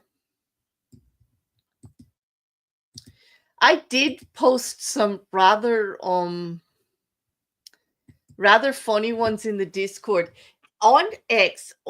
I thank you very much, Mandy. That link above, guys, right there that Mandy posted at PNW Wife, that is the behavioral panelist one. And then this one that I am posting is profiling evil. And I follow him. I actually like him. I don't always agree. But I think he's very, very balanced. Let me just copy this link over for Twitch. In behavior panelists.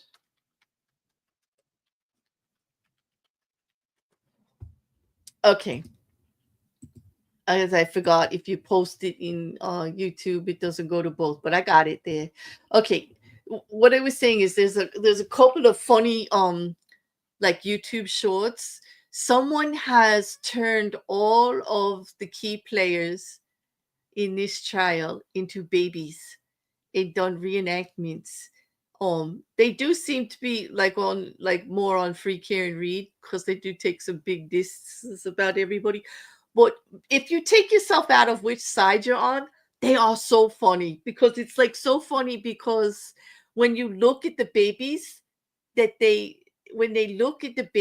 use, they actually look at like the adults. They really did. They chose babies that were very. They've got the court reporter in there and the judge and Alan Jackson sitting on the desk with bare feet, just swinging around like he's king of the hill. And then Hank Brennan, objecting by crying, like getting upset. And they got the witnesses, like they just did the one with oh gosh, let me. I think you might have to have a Twitter account to see them, but I do have a link to one of them that I'll share with you, just to lighten it up a little, because like it does get to be quite serious. Oh, and also Tuesday Gazette, like this is another link that that was shared about who's setting up who in this case. Since it's from somebody who got a little frustrated at all of the setup conversations that were going on in regards to. So this is just a different perspective on, the conspiracy theory of Karen Reed being set up by people, and it just goes back and forth. And that's a YouTube video, I think, that you'll all be able to watch. Well, let me see this Twitter link for those of you that had. I mean, these were just funny. In the person that actually posts them is from Justice for John O'Keefe, but they're also like a free Karen Reed account, like they proudly say. So it's actually in the name. Okay. It's just for humor. Like, I don't agree like with some of the snipeness of it, but just the baby part was funny. I mean, just something to entertain yourselves. From X. Now that's just one of them. If you go to that account, you'll find like plenty more. Like they do. I think they actually did Sergeant Sergeant Bukhenik also. But this one was Jessica Hyde, was when she was on the she did her testimony the next day. I just think it's rather cute, clever, funny, just to take your edge off a little bit. This stuff gets really heavy and really serious. And I just want to remind everybody again, no matter what side you're on or where you are with your opinion about guilt or not guilty, it's important to keep our focus on what gets actually presented in the courtroom at this time. A lot of what we all are exposed to comes outside of the court. It comes from the socials, it comes from the interactions, it comes from even the first trial, or things that we have seen that seem to be evidentiary that have not yet been entered into the court. So, although I want everybody to talk about everything they want to, I really do. I just want to keep that in mind, that from a jury's perspective, which is how I try to approach when we're doing live trials, like what we're actually seeing live in the moment, what the jury is actually seeing and hearing live in the moment. Even though we have extra information like the hearings and the, information that happens without the jury in presence, just keeping those conversations in regards to how the jury might be approaching this at this time. I think that's valuable in a way to have that out here for those that do jury service, and for those of us who are true crime buffs and we like to look at it, to always remember that it doesn't really matter how we feel about it. And sorry, I know that hurts. Believe me, we spend a lot of time thinking about it, don't we all? But when it comes down to it, let's keep ourselves in grip. It only matters what the jury sees and hears and how they feel about it, because they get to make the decision. It's on them. What's credible, what's not credible, who they believe, who they don't believe. What evidence weighs in and what doesn't. What hits them as being credible and true and what doesn't. It's the jury. They get to decide. It doesn't matter how many people are free Karen Reed, how many people are anti-free Karen Reed. It doesn't. Not in the long run. And we're back. We're back in session, you may be seated. Okay.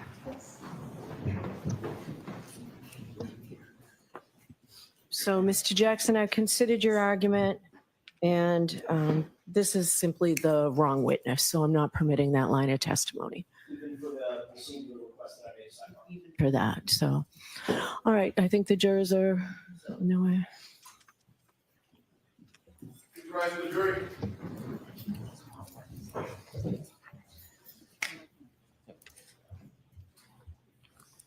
Well, that was interesting.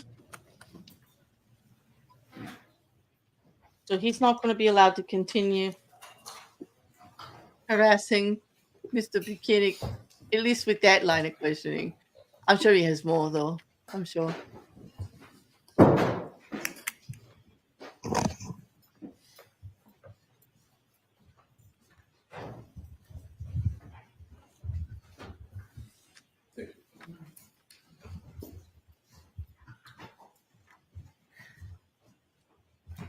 This court is in session. Please be seated.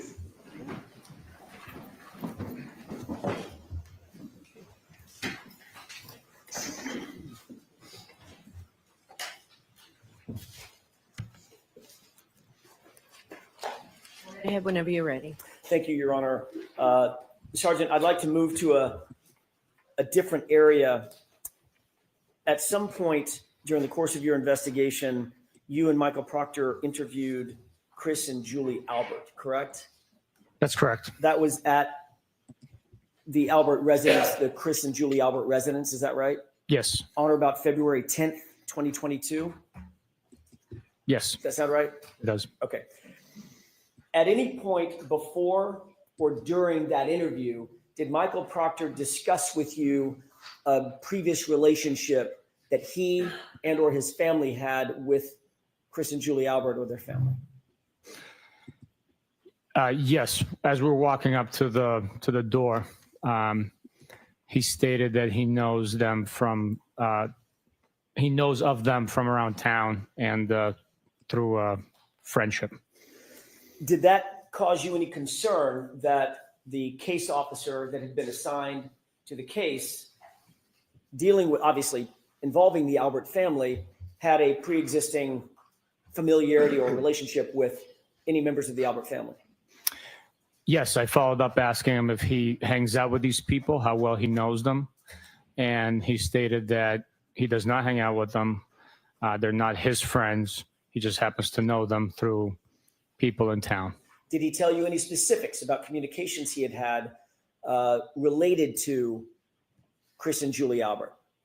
No, he did not. Did he tell you any specifics about communications he had, Michael Proctor had, with his sister as it pertained to Chris and Julie Albert? No.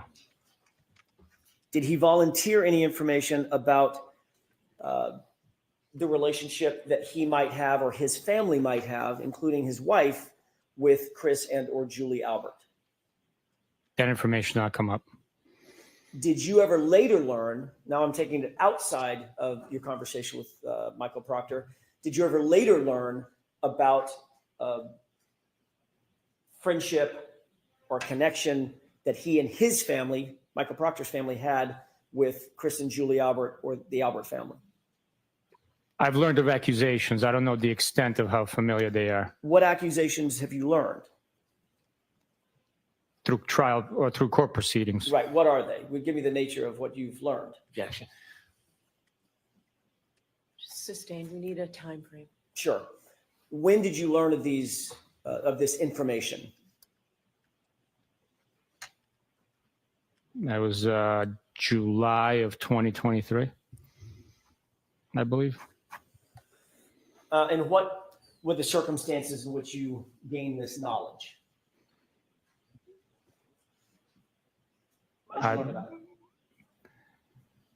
There were accusations that Michael Proctor had familial friendship with these individuals, but the accusations were not factual. Did you learn any specifics Of of the allegations? Did you use the word allegations? Or I think you used the word accusations. yes, Were there any specifics? there were. You just said that there, what were some of the specifics? Objection. Sustained. Well, by the way, did you say that you learned of these accusations during the last proceeding in this case, Not the last proceeding. I or a said prior proceeding in this case? it was through court proceedings. Okay, how did you learn that specifically, Sergeant? Did you watch some of the proceedings? Were they televised? Did someone report it to you? What were the circumstances? I was present in court. This was what year? 2020, 2023. Yes. And did you take any action to investigate further the accusations that you said came up in 2023? No. Well, yes, I did. Yes. Okay, what did you do in that regard? What were the accusations and what did you do to investigate? The information had been learned and that it was not factual. So Okay, you're using the word information. Help me out. Details. What'd you learn? there was claims that I object. May we approach, Your Honor? Yes.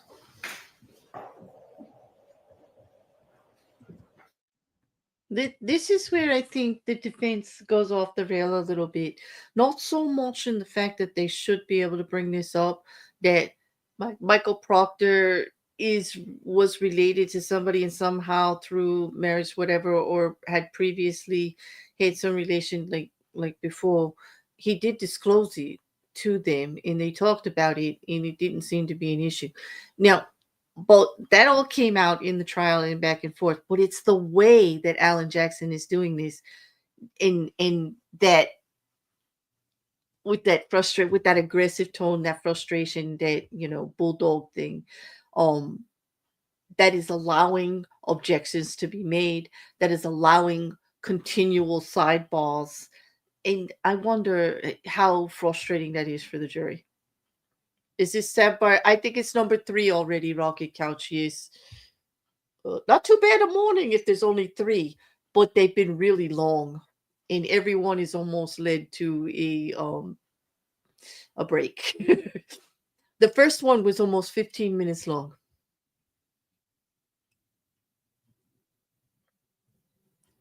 Exactly. He's trying to be professional. He's trying not to say, listen, you tried to accuse the man of hanging out with these people and partying with them, and everything was old and in the fact. And he's trying not to say what happened in court, because also as an officer of the court, as law enforcement, he knows you can't really bring in the previous trial and cause a mistrial. Like he's being more careful than Alan Jackson is, from what I see. I mean, I don't know what amount of testimony you're allowed to bring in. I think you're allowed to talk about your own testimony if you wanted to, but I don't know if he could actually talk to the other testimony of what he heard when he watched the court proceedings. He's trying to say that in the court proceeding, you guys were really idiots about this, and this is what you put out there. And they did make some false accusations. There was a little bit to it, but like a lot of things, it got blown out of proportion. And when the answers to the actual relationship were explained, it was a nothing burger. And I think it would behoove Sergeant Bukhenik to actually get that straightened out. But I think it would be coming in redirect. I don't think he wants to give Alan Jackson the opportunity to twist his words. And I think he's banking on the fact that Hank Brennan will straighten out this situation for the jury. I do. I think he's being quite smart about it, actually. He is law enforcement, so of course he is. There's no doubt whose side he's on. That's a Commonwealth witness. So he's not going to spoon feed anything to Alan Jackson. But he has to be careful also, because I will admit that some of Yuri Bukhenik's interactions with Alan Jackson have looked like he is purposely being obtuse. That's the word I would use. He's not giving him anything. He's purposely trying to not be cooperative and yet still be cooperative. Although I will say he's being honest about Proctor, and I give him credit for that. That's got to be a difficult situation for him. It's embarrassing for all of law enforcement to speak on the issue of Michael Proctor. It's a fact that it was unprofessional. No one wants that linked. No one wants the whole investigation and all of the work that they did tainted by such a thing, because two things can be true at the same time. The majority of the work is professional and well done. Just my opinion.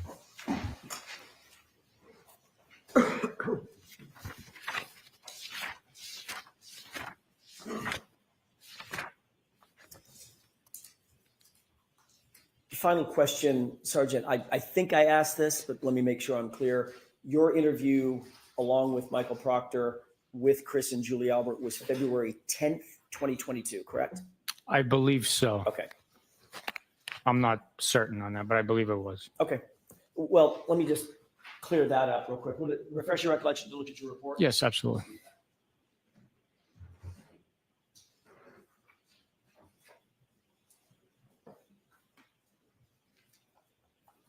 Thank you. Does that refresh your recollection, Sergeant? Yes, sir. What was the date? February 10th. Thank you. Okay. I want to move to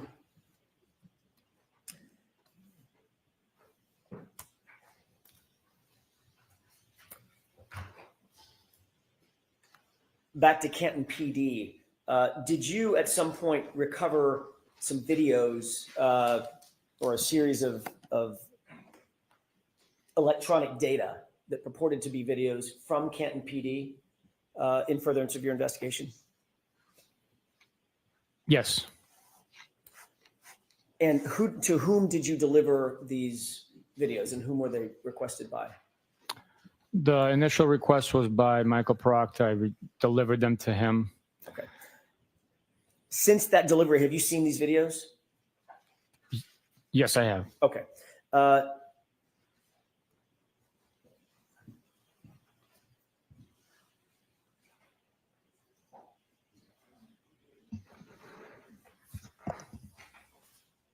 No, I'm holding a flash drive that I'd like to have, with the court's permission, I'd like to have marked as next in order for introduction, but I'll play the first couple of seconds of it and just establish the foundation first with the court's permission.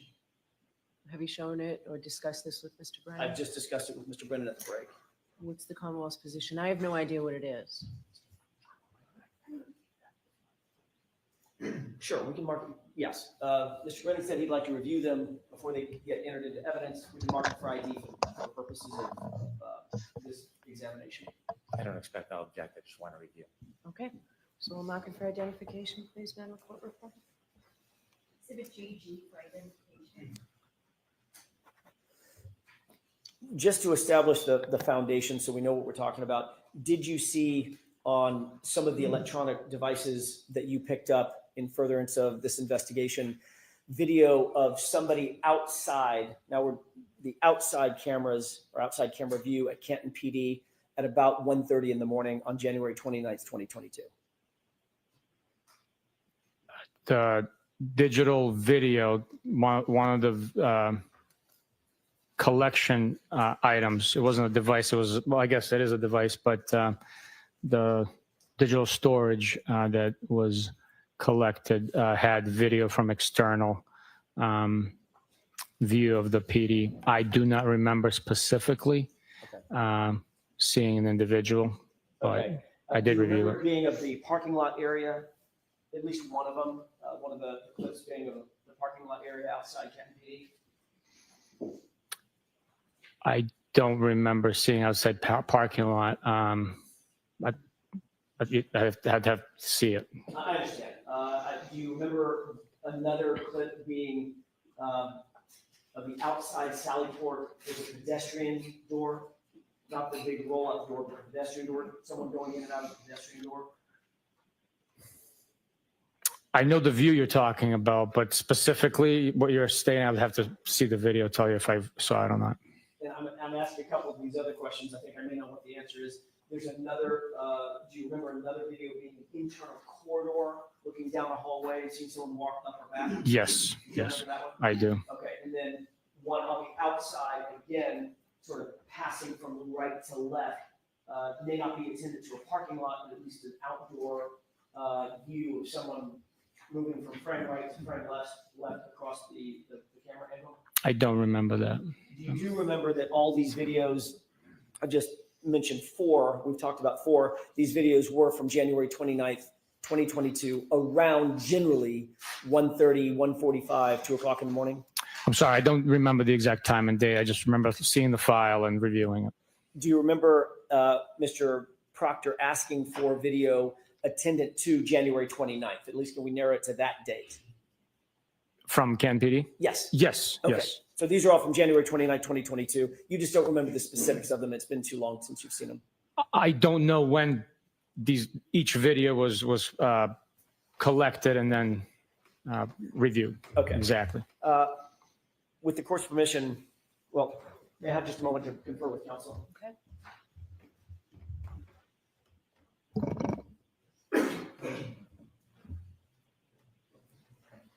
Your Honor, with the court's permission, I'd ask that what's been marked as GG, at least the first video, be published for the jurors.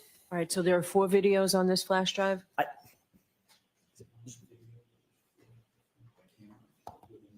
One video, 4 different camera angles as it's set from the one video. Are you ready to see this now? I thought you wanted to review it. I'll agree, and if I have a problem, I'll let the court know. I have no problem. All right, so for the first one, the first camera angle? Correct. Okay, It's one video, but 4 different angles. all right. We just have to keep a record. That's why I'm Understood. asking all these It's a little questions. complicated. I get it. All right, we can do that. Thank you.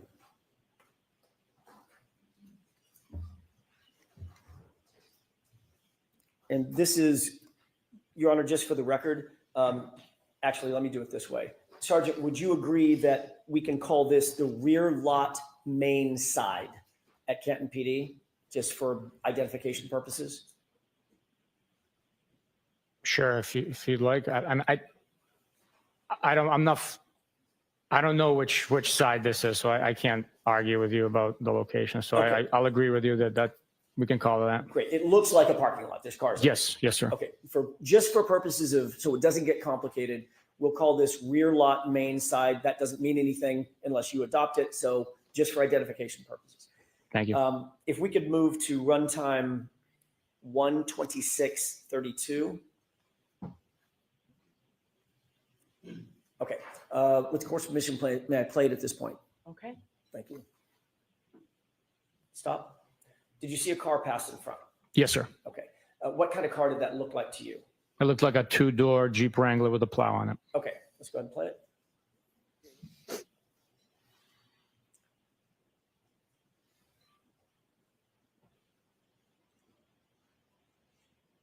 Okay, stop. Sergeant, did you, during the course of your investigation, learn whether or not anybody associated with your investigation had a 2-door Jeep Wrangler with a plow on it? Yes. Who is that? Mr. Brian Higgins. Okay, thank you. Let's go ahead and play this.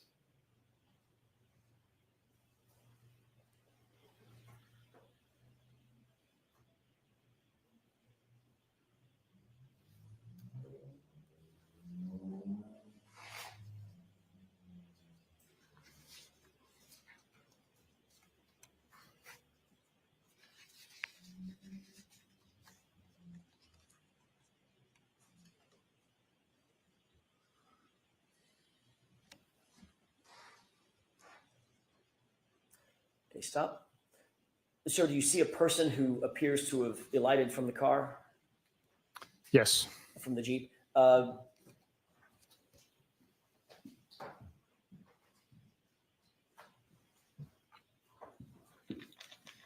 Sergeant, if you could turn your attention to the screen on the right. Does that appear to be the location of the person that you're describing? That's the individual that came out of the vehicle, yes. Okay. I know it's super blurry. You may not be able to at this point. Do you know who that is? I do not know. Okay. Let's go ahead and play it.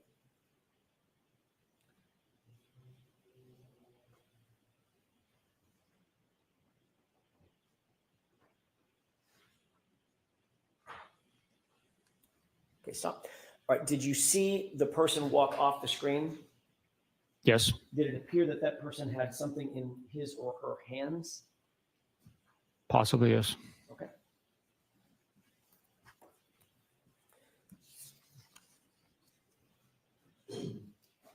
May I have a moment, Your Honor? Okay.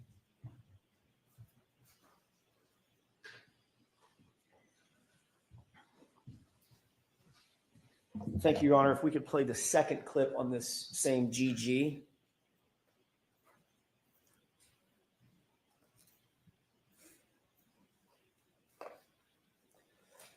Before this is played, Sergeant, do you recognize what's depicted in this photograph?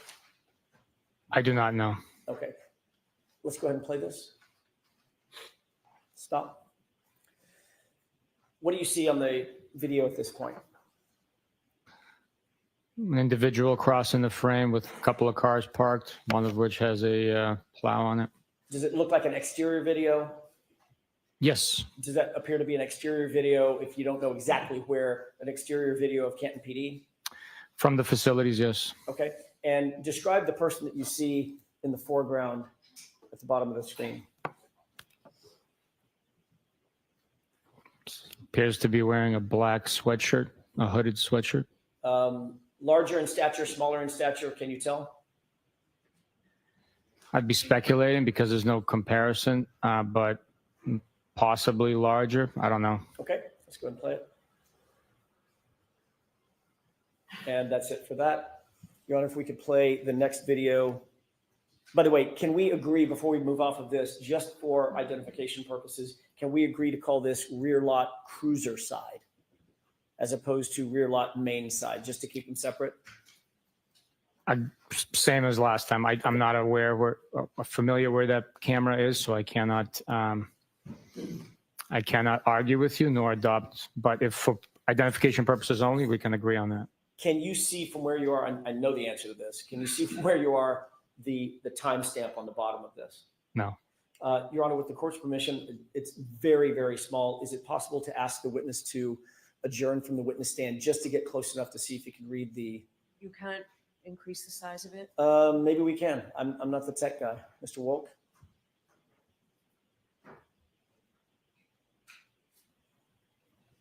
Magic. Wow. I didn't even know he could do that. Okay. Can you read that? Yes, it says rear lot cruiser side. Okay. What about the time? The timestamp reads 1:27:41. Do you see a date? Yes. What is that date? 1/29/2022. Thank you. This was my fault. Your Honor, if we could move back to rear lot main side, I'd like to do the same thing. I failed to ask for the time and date on that one.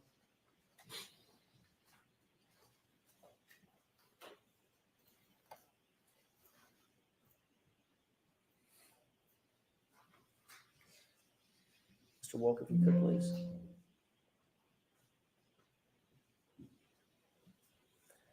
Is it possible to see from there the time and date?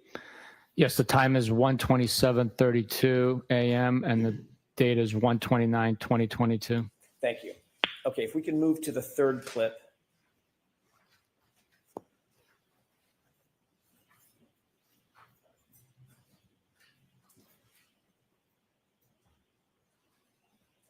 If we could start, Mr. Wolk, by enhancing with the court's permission the time and date, let's just start with that.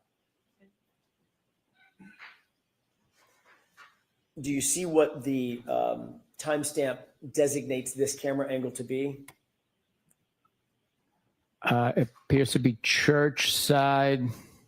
And I can't read the third word there. Exterior? Oh, yes, exterior. Sally Port. Okay, and if you could tell the jurors what you see in terms of the time and date. The time is 1:27:43 a.m. and the date is 1/29/2022. Thank you. Mr. Wolk, if you could play that with the court's permission. Okay.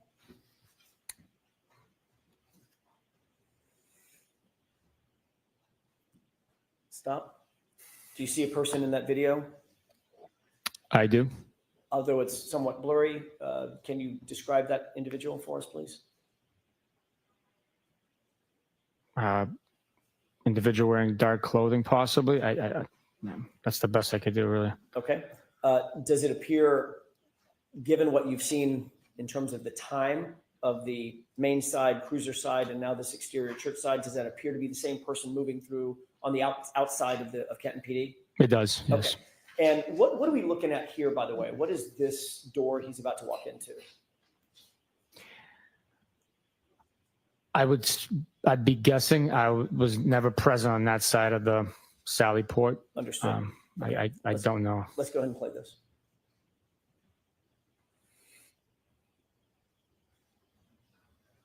Okay. And for the final clip.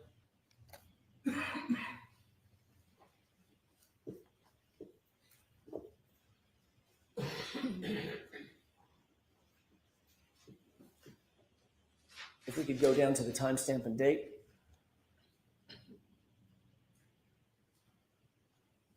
A little bigger, Mr. Wilk, if you could. Can you see what that is designated as, that camera angle? Yes, it says first floor corridor, and the time is 1:28:03 a.m. on the 29th of January, 2022. Okay. Is this the corridor version or video that you did have some recollection of? Yes, this is, yes. Okay, if we can go ahead and play this. Stop. Do you recognize the person in this video? It appears to be Mr. Brian Higgins. Okay, and what is he wearing? Describe it for the jurors. Black sweatshirt with some sort of logo on the front. It appears to be blue jeans and shoes with a white trim. And is the hood up or down on the sweatshirt? It's up. Okay, let's go ahead and play this.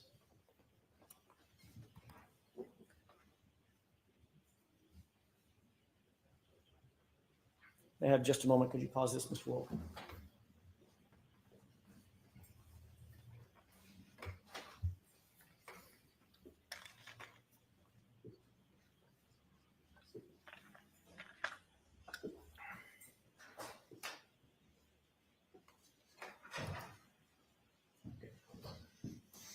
Can you make note of the time as it's paused right here?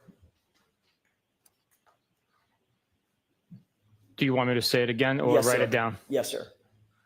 The time is 1:28:16 a.m. Okay, and if we could just continue playing this video.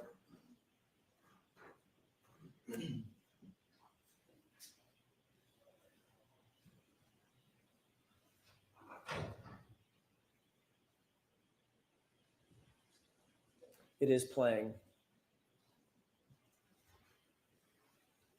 Stop. Now, if you could take a look at the time now.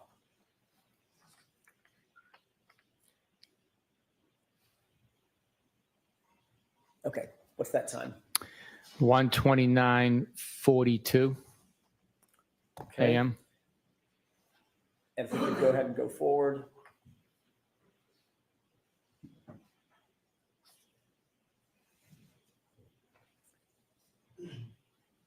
Is it still playing, Mr. Wolk? Okay. If we could take a look at the time one more time. Now it's, you want me to say it? Yes, sir. 1:34:12 a.m. And in the time, just so the record's clear, in the time between you saying 1:28:16 to 1:34:12, 6 minutes has not gone by, correct? Just under 6, I believe, yeah. Well, 6 minutes for us in real time. Oh, in real time, yeah, no. It is not. So it Sorry. appears that the camera jumped, or the time jumped. The time difference from what was displayed is approximately 6 minutes, yes. Okay, which is much further, much longer than the time we've actually been looking at the video, correct? That's correct, yes. Okay, so it appears that it may be motion activated and it just jumped. That's a possibility, yes. Okay. Yes. Let's go ahead and continue playing this. And stop. Do you see someone in the screen now? Yes. And one more time, I know this is laborious, one more time if we could clock the time.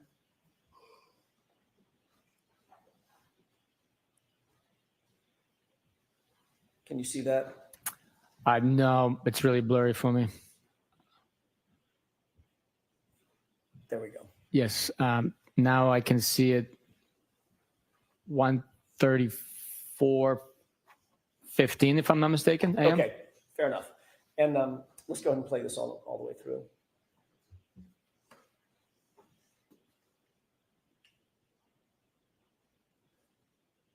Okay. Who did that appear to be walking away from the camera in this shot? I'm not certain. I would be suspecting or guessing if I gave you an answer, but I'm not certain who that is. As best you can determine, does he have the same stature? I know you can't see his face. Same stature, same clothing, jeans, shoes with white stripe around it, dark hooded sweatshirt.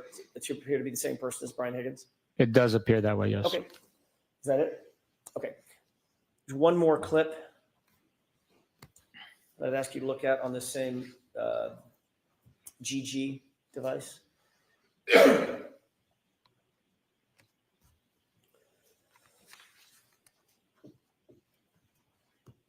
Okay. What do you see in this video? Appears to be the church side sally port, and an individual came out of the door. Okay. And can we highlight the time, please, or increase the size? What time do you see there? 1:34:40 AM. Okay. If we go ahead and play this through.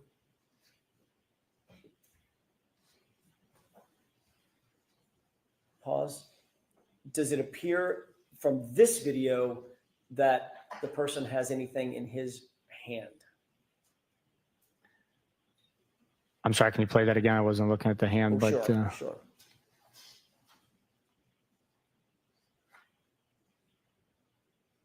I really can't tell. Okay.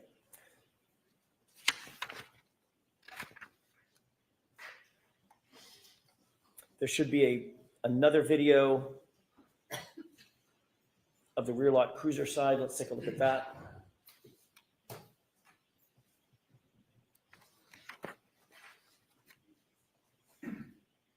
Pause. What do you see in that video? It appears to be an individual wearing a black beanie hat, black dark colored sweatshirt with some design on it, and something illuminating by his face. Can we enhance the time, please? What time is that? It says 1:34:53 in the morning, AM. And if you could move the screen over to the individual. Mr. Wolf. Does that appear to be the same person? It could possibly be, yeah. And does it appear as something in his hands up to his face, the right side of his face or ear? Yes. What do you think that is? It's consistent with a cellular device, possibly a phone or a tablet. Okay. If we could move on, please. Play that through.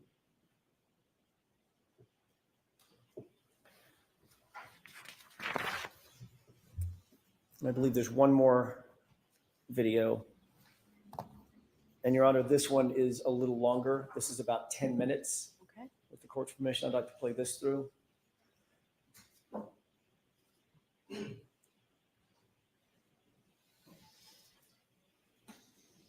stop. Do you see a person in the video walking from screen right to screen left? Yes. Did that person appear to have something in his right hand? I can't tell. I can't see his right hand. Okay. When he first walked into the screen, could you tell? I couldn't. No, I'm sorry. Mr. Wolf, could we back that up with the court's permission about 2 seconds? Stop. Did it appear as something in his hand? It's a possibility, yes. Okay.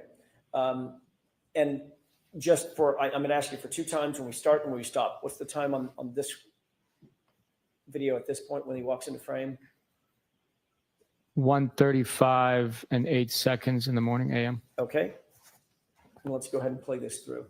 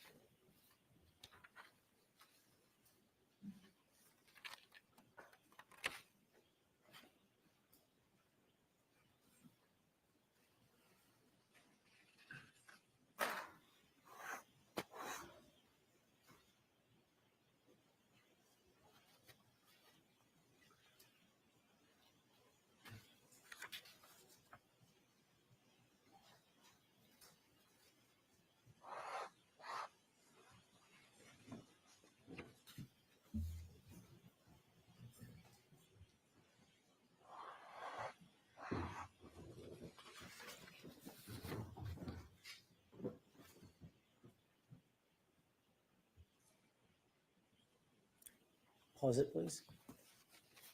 Sergeant, at this point, do you see a person walking into the frame into the video from frame left to frame right? Yes. Okay, go ahead.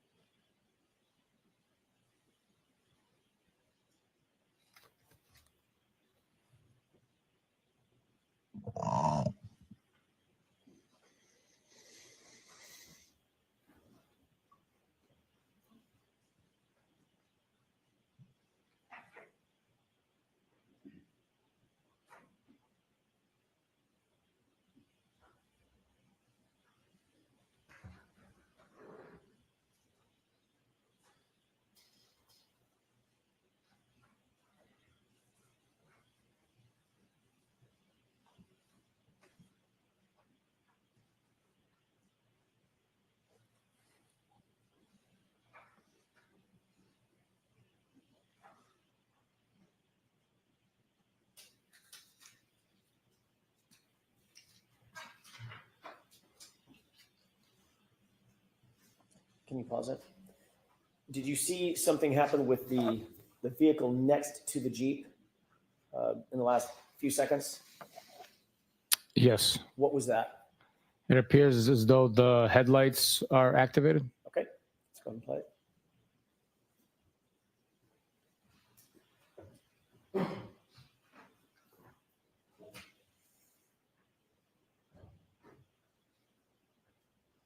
Okay, pause it.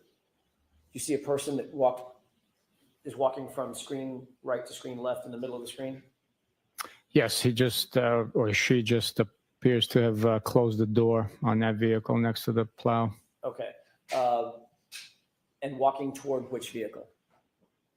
The one on the furthest on the left. Okay. From what you've seen, Sergeant, that you said he or she, does that person appear to be consistent with the video that we've seen in other particulars of Brian Higgins? As far as I could tell from here, the individual accessed Brian Higgins' vehicle, so I'd be speculating with the whiteout conditions or near whiteout conditions. It's tough to tell. But no reason to believe it's anybody other than Brian Higgins walking accessing Brian Higgins' vehicle? No, Okay. no. Let's go ahead and play it.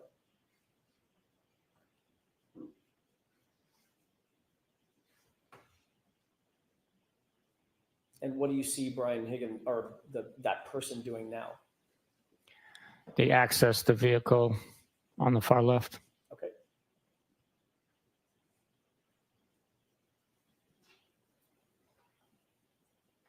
And where's that person going? Now they're accessing the Jeep Wrangler.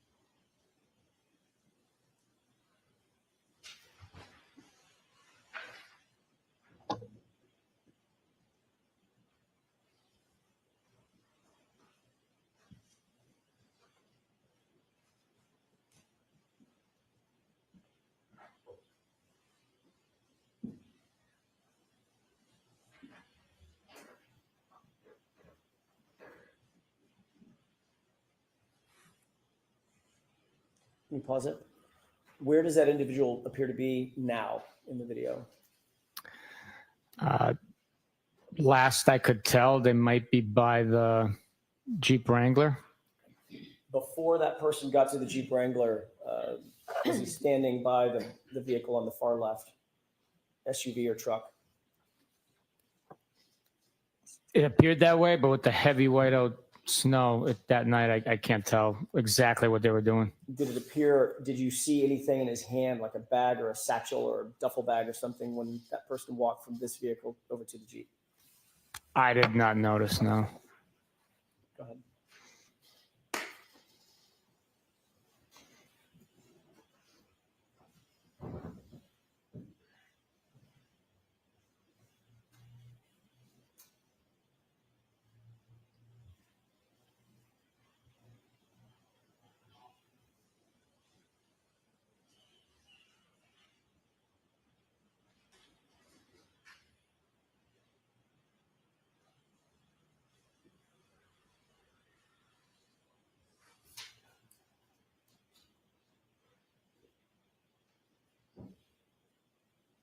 Now, has that person walked off screen to the left? Yes, sir. Okay.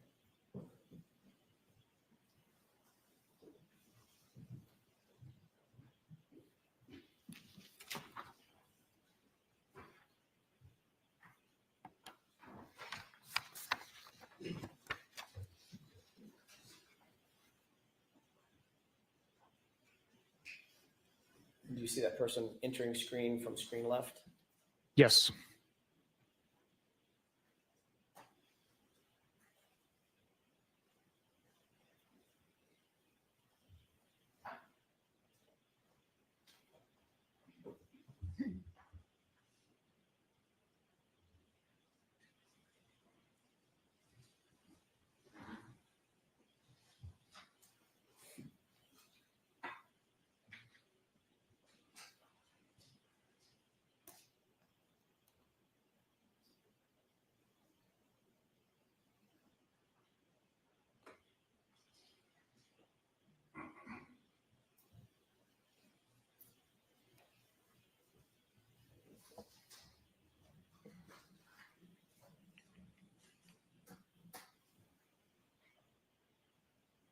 What did you just see the person do? They were carrying possibly like a snow broom, walking from left to right.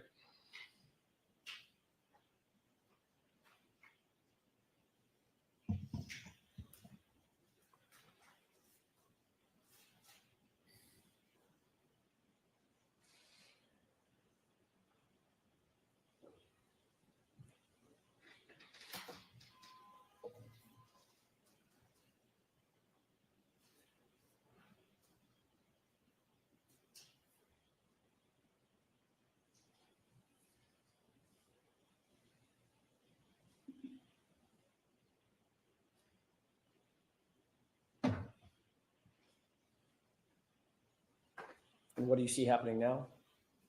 The Jeep Wrangler is leaving the spot it was parked in. Okay, we can take that down.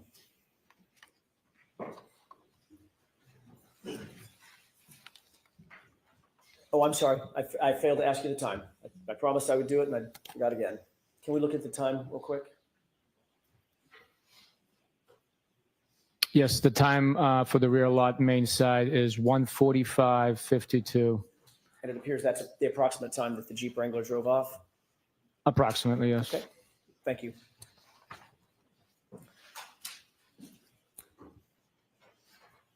In 20, well,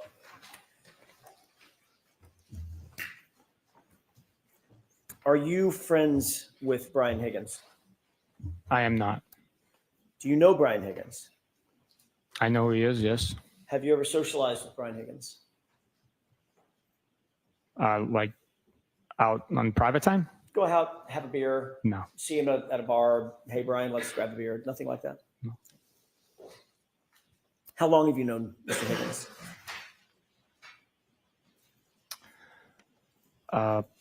I'd be speculating. It's before this case. He was a law enforcement individual that worked in the area. So I've had cases where he assisted on and that I've assisted on.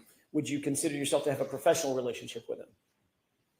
I knew who he was. So yes, I would consider a professional relationship. But you would not consider your relationship to have gone over to the personal relationship? You don't Not at all. socialize, do any No. private No. get-togethers? No. Okay. You would agree that this video pretty clearly shows, at least at one point, around 1:34 a.m., Brian Higgins was on his phone. Is that the one that he has the device by his face? Correct. It appears that way, yes. And just to be clear, when you interviewed Mr. Higgins, he did not volunteer to give you his phone, correct? He did not volunteer it, no. And you didn't seek his phone through a warrant or any other mechanism? I did not know.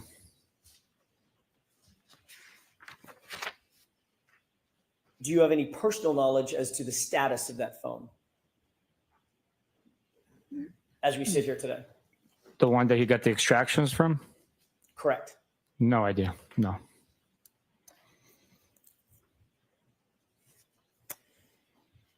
I want to shift gears to another series of videos.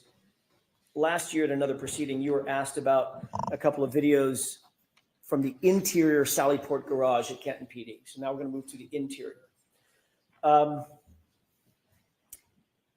You remember those series of questions and answers that you gave? Generally. Okay.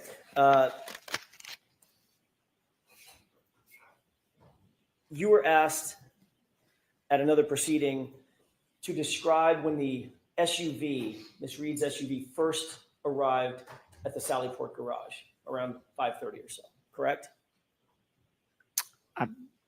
Based on my recollection of it first arriving or what we were viewing? What you were viewing.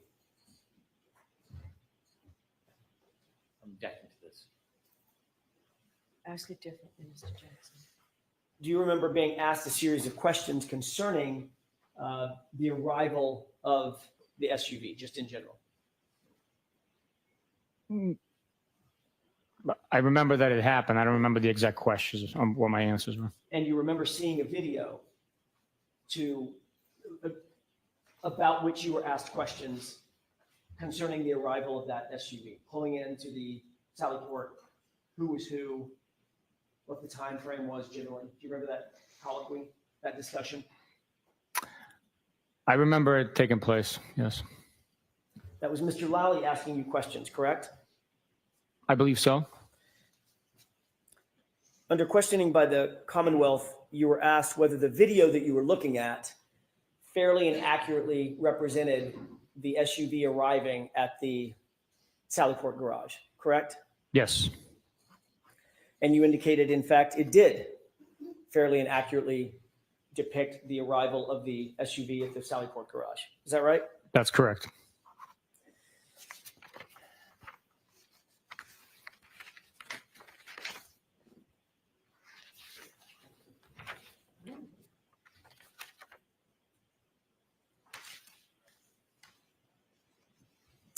I'd like to ask you a question about that particular video. You have it,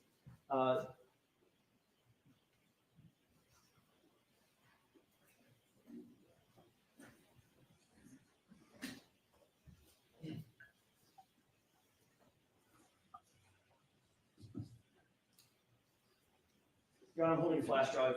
May I approach? Yes.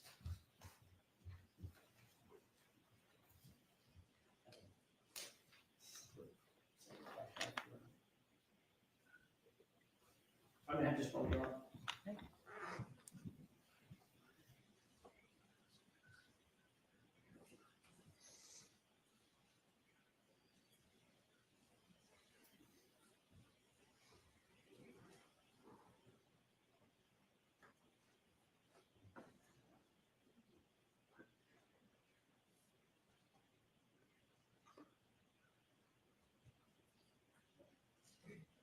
May I have a moment to consult with counsel?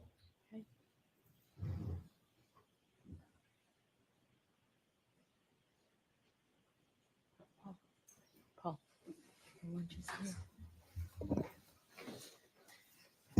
Jurors, you know what? Let's take the luncheon break. Thank you. Sure, right this way, please.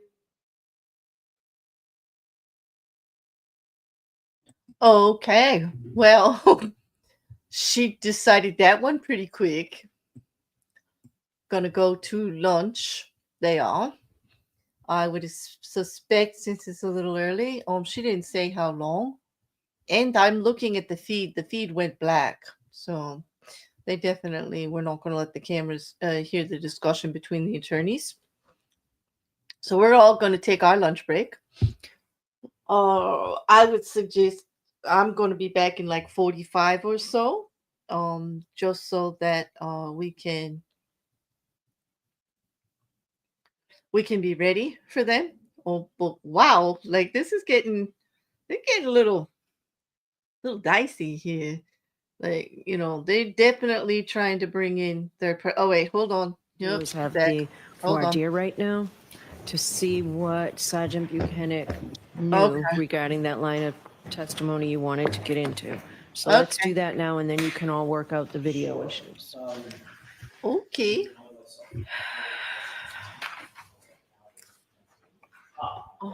Okay. May I inquire briefly? Yes. Thank you.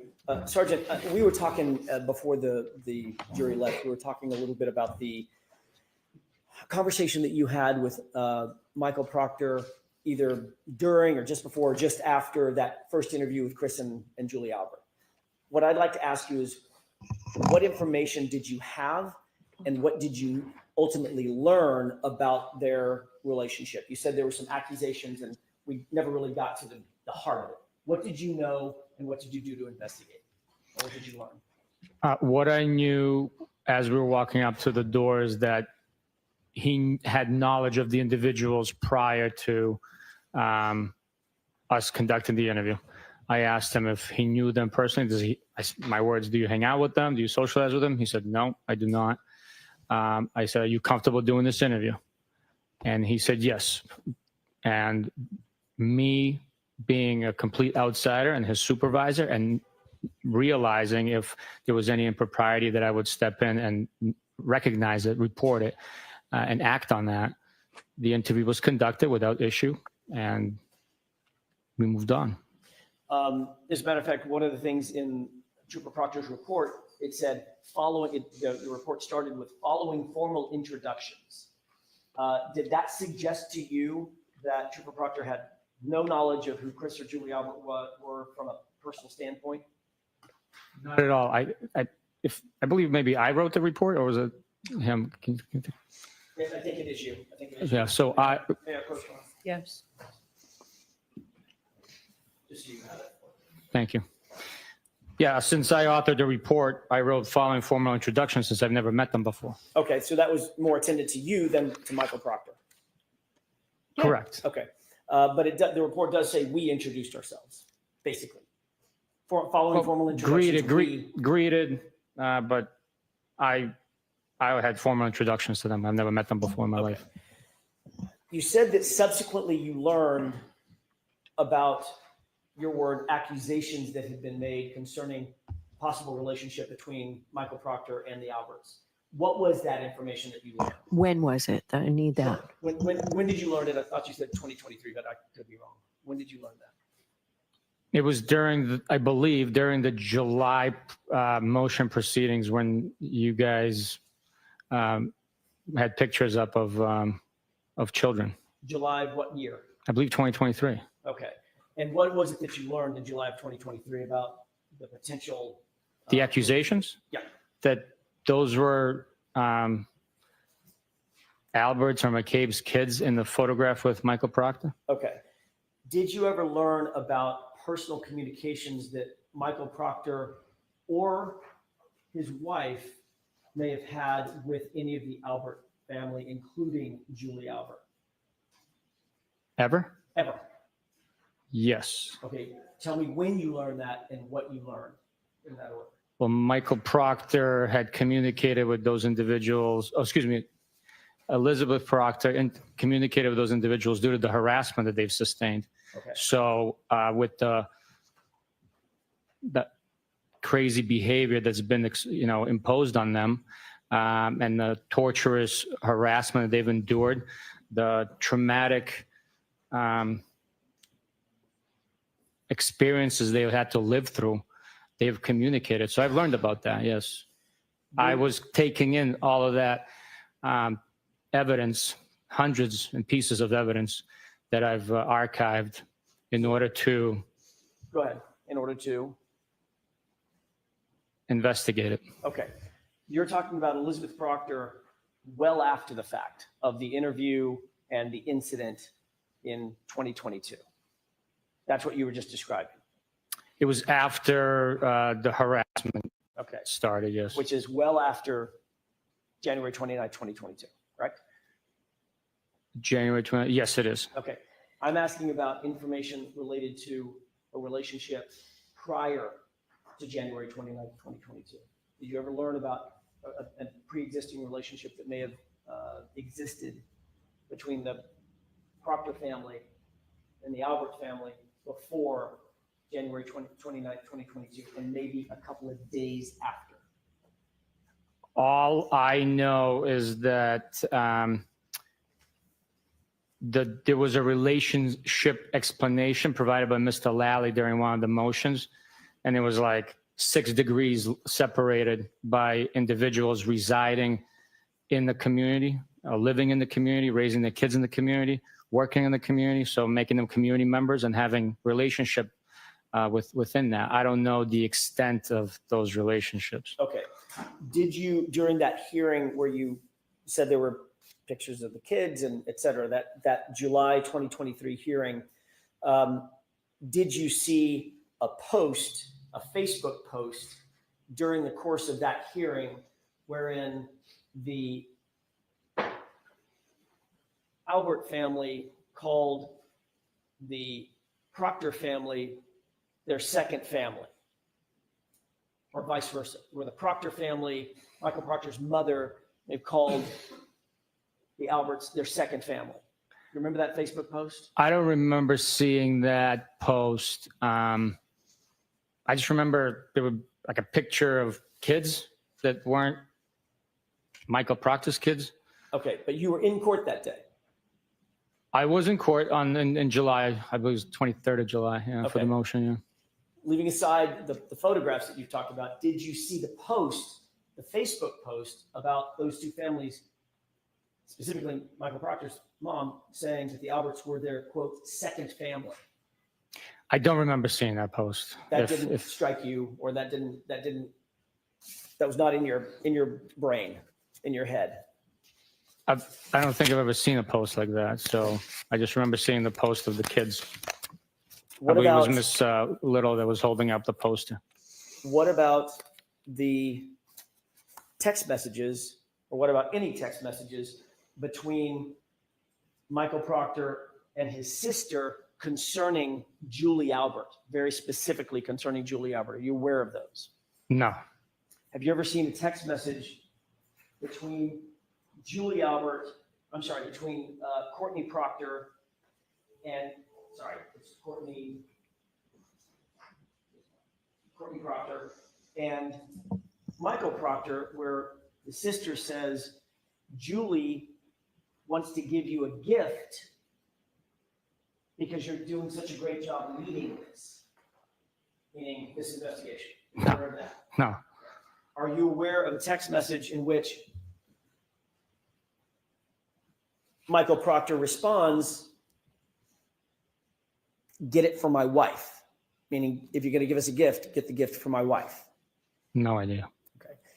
Are you aware of a series of text messages between and among Michael Proctor and Elizabeth Proctor in which they talk about, I'm sorry, between Michael Proctor and Courtney Proctor, in which they talk about Julie Albert? This is 10 days before the incident, 10 days before January 29th, so mid-January, where they talk about the possibility of Julie Albert babysitting for Michael Proctor and Elizabeth Proctor's kids.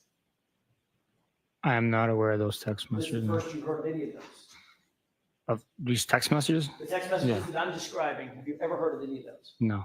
Okay. Did you ever talk to or investigate the circumstance of the possibility, even the remote possibility, that Michael Proctor may have had a relationship with the Alberts that you were unaware of? No, I never investigated anything like that. So after your initial conversation with Mr. Proctor, where he said, I know of these people, and you said, is there any issue with you going forward? And he said, no, there's no issue. You took no further steps after that to investigate that relationship. And I'm talking about the relationship that existed on or around January 29th, 2022, not in 2023, not in 2024. Once Michael Proctor stated that he was comfortable conducting the interview, and I asked him if he was sure, and he said yes, we moved on. Yeah, just a moment, Your Honor. Yes.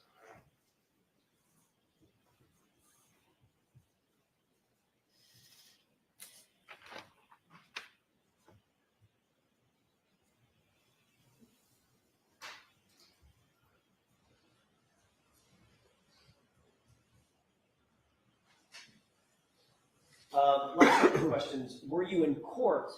I know you're indicating that you've never heard about these text messages. Were you in court in February of 2024 following the federal investigation revelation, the documents that we got from the both sides got from the federal investigation, which revealed and was revealed in open court the text messages about gift giving between Courtney Proctor and Michael Proctor? Hey, Judy wants to get you a gift, and Michael Proctor's response was, get it for Elizabeth, get it for my wife.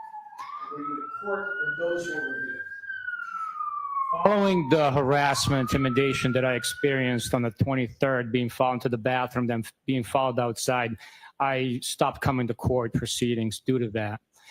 So I was not in court in February of 2024 and describing the information that you're revealing. I was not aware of that Did you detail. review that all of these proceedings are televised? Sergeant, you know that, right? I'm not aware that it's televised now. You're not aware I know it streams, but I'm not aware that it's televised. Okay, streamed. However, whatever you want to call it. Streamed on the internet. You can find it. You can, yes. They're recorded. Right. Did you ever review the hearing in February 2024 talking about what's been referred to as the Fed dump and the revelations that were made pursuant to that federal investigation and the text messages attendant thereto? I am aware of a Fed dump. I'm aware that it exists. I was not privileged to any information outside of the information that was revealed to me during the internal affairs investigation. Right. That was the first time I saw documents from that federal investigation. By the way, were you privy to, Michael, there were three individuals involved in the investigation, yourself, Lieutenant Tully, and Michael Proctor, is that right? In what The investigation? internal affairs investigation. I'm aware that I was. I know they were as well. I don't know who else might have been involved. I don't know. In terms of your awareness of Michael Proctor's investigation, You're aware, obviously, that he was terminated, correct? I am aware that he's terminated, yes. Did you ever see or were privy to any of the documents or investigative materials associated with his termination as his supervisor? No, no. So nothing was ever shared with you, the final Other than, decision? other than the documents that he was attached in the text message that I was shown from that investigation, nobody showed me anything of his investigation. Okay, so let's wrap this up. Okay, that was basically all I had. Okay, all right. Do you want to be heard, Mr. Jackson? No. Okay. On that. Yeah, I'm not letting any of this in. I think it's all admissible, but I understand the court's ruling was if he doesn't have personal knowledge of it and didn't have it then you're not going to let it in. So for our objection, but that's been noted. Okay, so you got your idea, and I'm glad we fleshed it all out. So you have to be back here in 35 minutes. All right. When's the jury coming back, Paul? It was 20 of All right. Be back here at 25. Ready to go. All rise for the court, please. Okay, Judge Cannone, rather, just cut the attorney's lunch short. And she's going to be back before 1:30 because she let the jury go. And we'll be back too. Let's take our short break also. That was interesting. None of that's coming in though. They're not going to be able to go over the Albert Proctor relationship with Yuri Bukhenik because it's all stated that he did his job. He doesn't have the details that basically the long and short of it is, from what I just heard, that because Sergeant Bukhenik does not have the detail that Alan Jackson wants to enter into evidence in front of the jury. He does not have the testimony that Alan Jackson would like to be presented to the jury in regards to the relationship of the Alberts and the Proctors, that there was something there, and into the investigation into Proctor and the results of it. Because I guess Mr. Jackson was hoping that Bukhenik had more information about what was shown him so he could get specific text messages into evidence from Proctor's investigation that showed a relationship that seemed to be a little bit more with the Alberts. What we know from the first trial, those text messages, the young lady had testified that text message was all in regards to, because of the harassment and everything and what everybody was doing, that they were very appreciative of Proctor trying to get some of the harassment stopped and bringing it forward to people and talking about it. And so, I don't think it was anything really great, but it does show some casual conversation there. His sister and the young Albert woman are friends. That's true, but that's not Proctor. Like, that's just because your sister is, there is a loose association there, but is it a violation of anything? No. And it was noted, it was actually indicated to his superior appropriately, and he still was doing his job. But of course the defense is going to try to make it into something bigger because that's to their benefit, and it does try to help with all of this conspiracy and all of this other stuff that Michael Proctor actually did that was bad. So everything looks bad. It's like a fine line. It's true that a lot of what he did was shady and not actually professional. And when I say shady, I just mean like he could have did better. I don't mean he purposely went out of his way. I do not feel that this man, although he's been fired for inappropriate behavior, I don't think he tampered with evidence. I do not think, as he's being accused of by the defense in the first trial and out there in public, that he has planted evidence, that he is the one who put all of those pieces of taillight over there, that he broke Karen Reed's taillight on purpose to get those pieces over there back to 34 and whatever. Like, that's going to be a tough one for me to believe, seriously, why somebody would risk their job. I mean, was he foolish? Yes, he's absolutely foolish, but would he go that far? There's too many other people involved. And although they will argue the blue wall, that they all stick together as far as law enforcement. And this, yes, they do in some cases. Like, they're not going to throw anybody under the bus unnecessarily. But I do not think they're willingly going to let people break the law and taint cases and put them all in jeopardy. I think that's going a little bit too far, honestly. And it just doesn't seem reasonable to me. You know, call me out if you must. It does not seem reasonable. Common sense tells me the other. But we'll see what they bring forward with evidence, right? We'll see how this plays out. I'm looking forward to the afternoon, because now that this part is not going to get into evidence and it's not going to be questioned, I'm wondering where Alan Jackson can continue to go with Sergeant Bukhenik. In hopefully we are going to get to redirect this afternoon. Hopefully. But otherwise, let me just post you the link. I've talked too much on your break here. Now we only have like 20 minutes. But let me give you the other link, and hopefully you'll keep me company over there later this afternoon. It's kind of funny. The thumbnail I chose for the afternoon just happens to be all about the light, the tail light. Yeah, I was possessed.